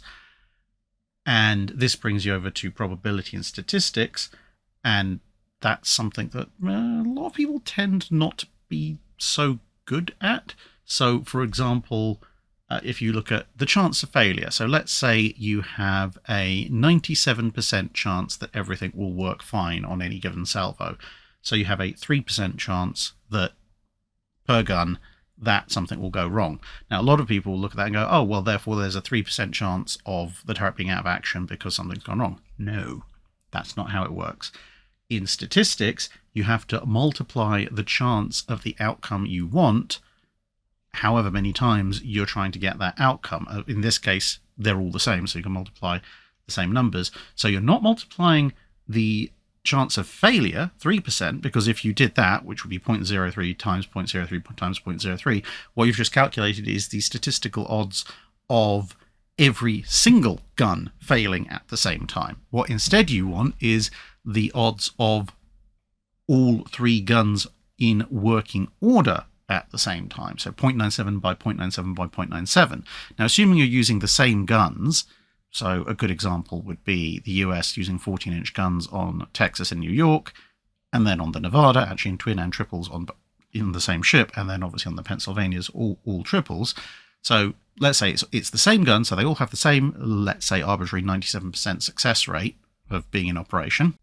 Assuming you do nothing to change these factors, and of course you could do something to increase the reliability of a triple turret, but that increases time, weight, cost, etc. But with a twin turret, with a 97% chance of each gun operating, that means you have just over a 94% chance of both guns being in operation at any given time. But if you add in a third, so 0.97 by 0.97 by 0.97, you've now dropped to just over a 91% chance, which means there's almost a 9% chance of at least one gun, and in the case of triple turret with all the guns locked together. That means the whole turret most likely not working. That's not great, because if you think about it, that means roughly 1 in every 11 or 1 in 12 salvos, and you're going to fire probably more than 11 or 12 salvos in a battle, and a turret's going to be out due to mechanical failure, assuming you have a 97% reliability rate per gun. And of course, that's just for the gun. That's not including, other complexities involved in making the bigger turret like we discussed. So if you're going to do that, you have to make sure you try and mitigate against these factors. And then, of course, everything we just discussed between triples and twins increases even more so with quadruples. So using that same 97% success rate per gun on a quad turret, suddenly you're looking at just over 88% chance of the turret being operational in any one salvo.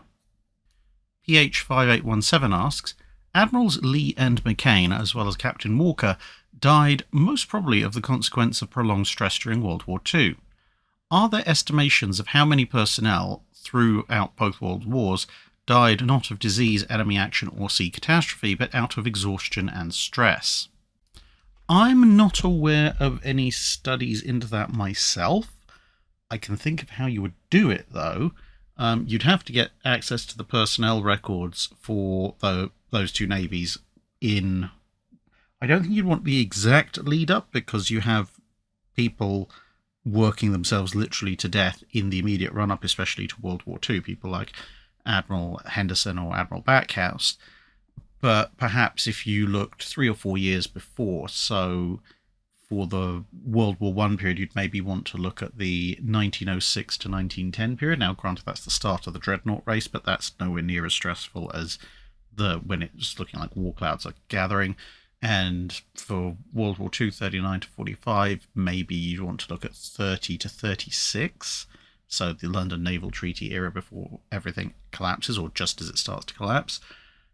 And so taking those two comparative time year blocks, you'd need to access the personnel records for the Navy you wanted to study. And you wouldn't have to do an incredibly deep dive, but what you'd be looking for would be people who either died while on active duty or were invalided out due to whatever reason. It doesn't have to be specifically marked down as stress, because there'll be people who through stress and fatigue and so forth might, or exhaustion, might do something like step the wrong way on a deck and fall through a hatch and really bash their head, or like compound fracture their leg or something like that. So you just want to, I think, look at number of people invalided out per year in those year blocks and number of people who died on active service in those year blocks, and compare that to the wartime records.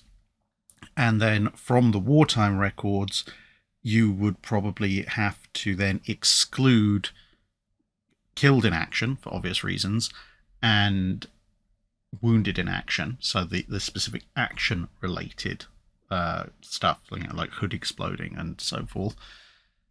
And then that should leave you with an underlying set of figures that reflects the number of people who are either being killed or getting themselves killed or badly injured or dying or whatever in war, but not as a direct result of enemy action. Compare that to peacetime, and obviously you'd have to do this on a per capita basis because the number of people in the Navy in the World Wars is going to be higher. And that difference would, I suspect, roughly approximate to give you an idea of the toll that's being exerted as a result of exhaustion and stress. If someone has done that study already, I'd be very interested to read it. Not Shaped for Sportive Tricks asks, during the transition from sail to steam, it was common to provide warships with an auxiliary steam propulsion, as these engines weren't intended to be in extended use. It was apparently common to set up these ships with collapsible funnels and with propellers that could be raised out of the sea to reduce underwater turbulence. The latter seems to be fairly advanced and complex technology to be deployed in the era of wood and canvas. How was this achieved? Well, to save you having to dive under HMS Warrior or the frigate Gilland, both of which have lifting screws, the Rijksmuseum in the Netherlands has this little model, and actually if you go on Warrior, there's a little model like this as well. So as you can see, how it would work is that to your left is essentially the stem of the rudder post, and to the right in this picture, so that's actually aft and then forward, is a section representing the stern post rising from the keel. And then what you've got is the propeller itself on the shaft, but as you can see, the shaft is actually detachable, and the bit of the shaft the propeller itself is on is resting within a liftable frame, so that will then lift on these rails and then up into a tube in the stern above the water.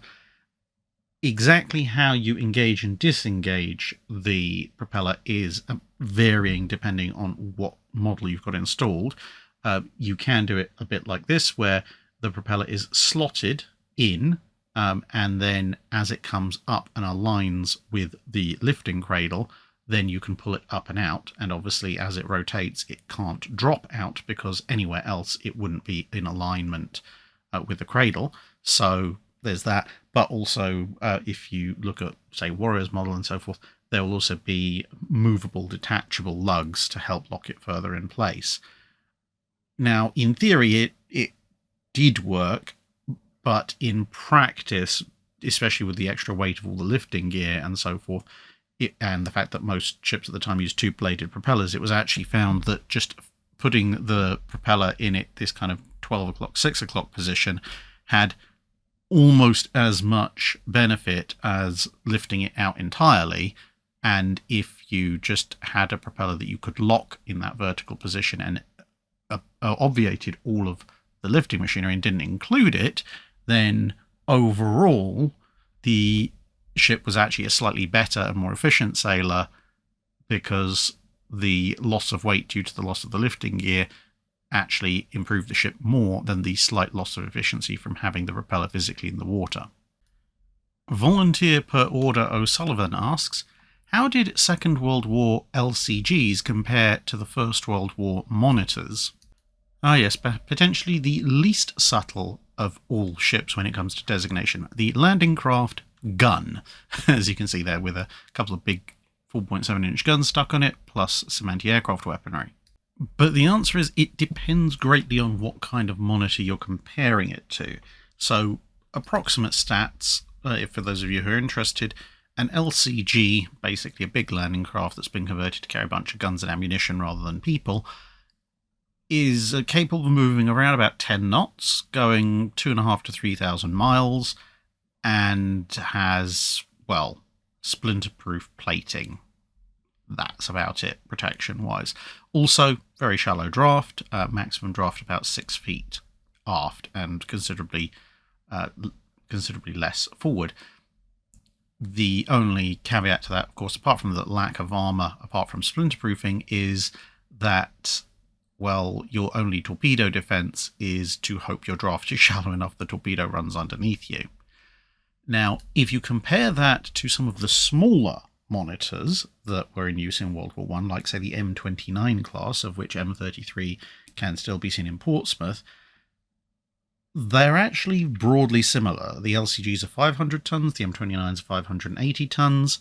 The M29s have a more even draft, but it's just under 6 feet, so basically about the same as the deepest portion of an LCG. They've got about the same speed of around 10 knots, a somewhat shorter range, just under 1,500 nautical miles, because, of course, M33 is running on, and the M29s in general are running on coal-fired triple expansion steam engines as opposed to diesels on the LCGs. And armament-wise, well, you got two 4.7-inch guns on the LCGs, a pair of 6-inch guns on the M29s, some 40mm, maybe Orlikans and machine guns on the LCGs. Obviously, there's not really much in the way of anti-aircraft armament on an M29, but there's a 6-pounder and a couple of machine guns for seeing off stuff that you don't really want to devote the 6 inches to. So, yeah, the LCG, broadly speaking, is probably a slightly superior craft to an M29, with the exception of the M29s being able to carry very slightly larger. The M29s also basically having no torpedo defences apart from the shallow draft. But at the same time, you've got the really big monitors, and compared to that, the LCGs are, they're not even in the same ballpark, because If you look at, say, the Marshal Ney class, one of the last sets of big monitors to be built, those things are 6,500 to 7,000 tons. Considerably larger. Surprisingly, about the same speed. Lord Clive's, Marshal Ney's and Gorgon's theoretically should be about the same speed as an LCG. In practice, actually a little bit slower, but that's because they actually have active torpedo defenses. They have those massive bulges underwater, which do slow them down, but also make them very, very difficult to sink, whilst also only having a slightly shallower draft of about 10 feet. But they also carry armour protection. The turrets are armoured, the barbette is armoured, and the bigger monitors also have an armour belt. Okay, it's not going to resist battleship gunfire, but a 4-inch belt will resist, certainly in World War I, anything that a German destroyer or light cruiser can throw at you. And of course, armament-wise, depending on the monitor, you're talking about 12, 14, or in the case of the Marshal Ney's, 15-inch guns, 2 of them, plus a battery of 8 4-inch guns. So effectively 4 LCGs worth of guns plus the 15-inch guns, plus some other anti-torpedo boat guns. So yeah, if you're going to compare them, you really have to determine which class of World War I monitor you're looking at. And that's it for the first half of Drydock 317. So we shall return momentarily with part 2 and the continuation of all these wonderful questions.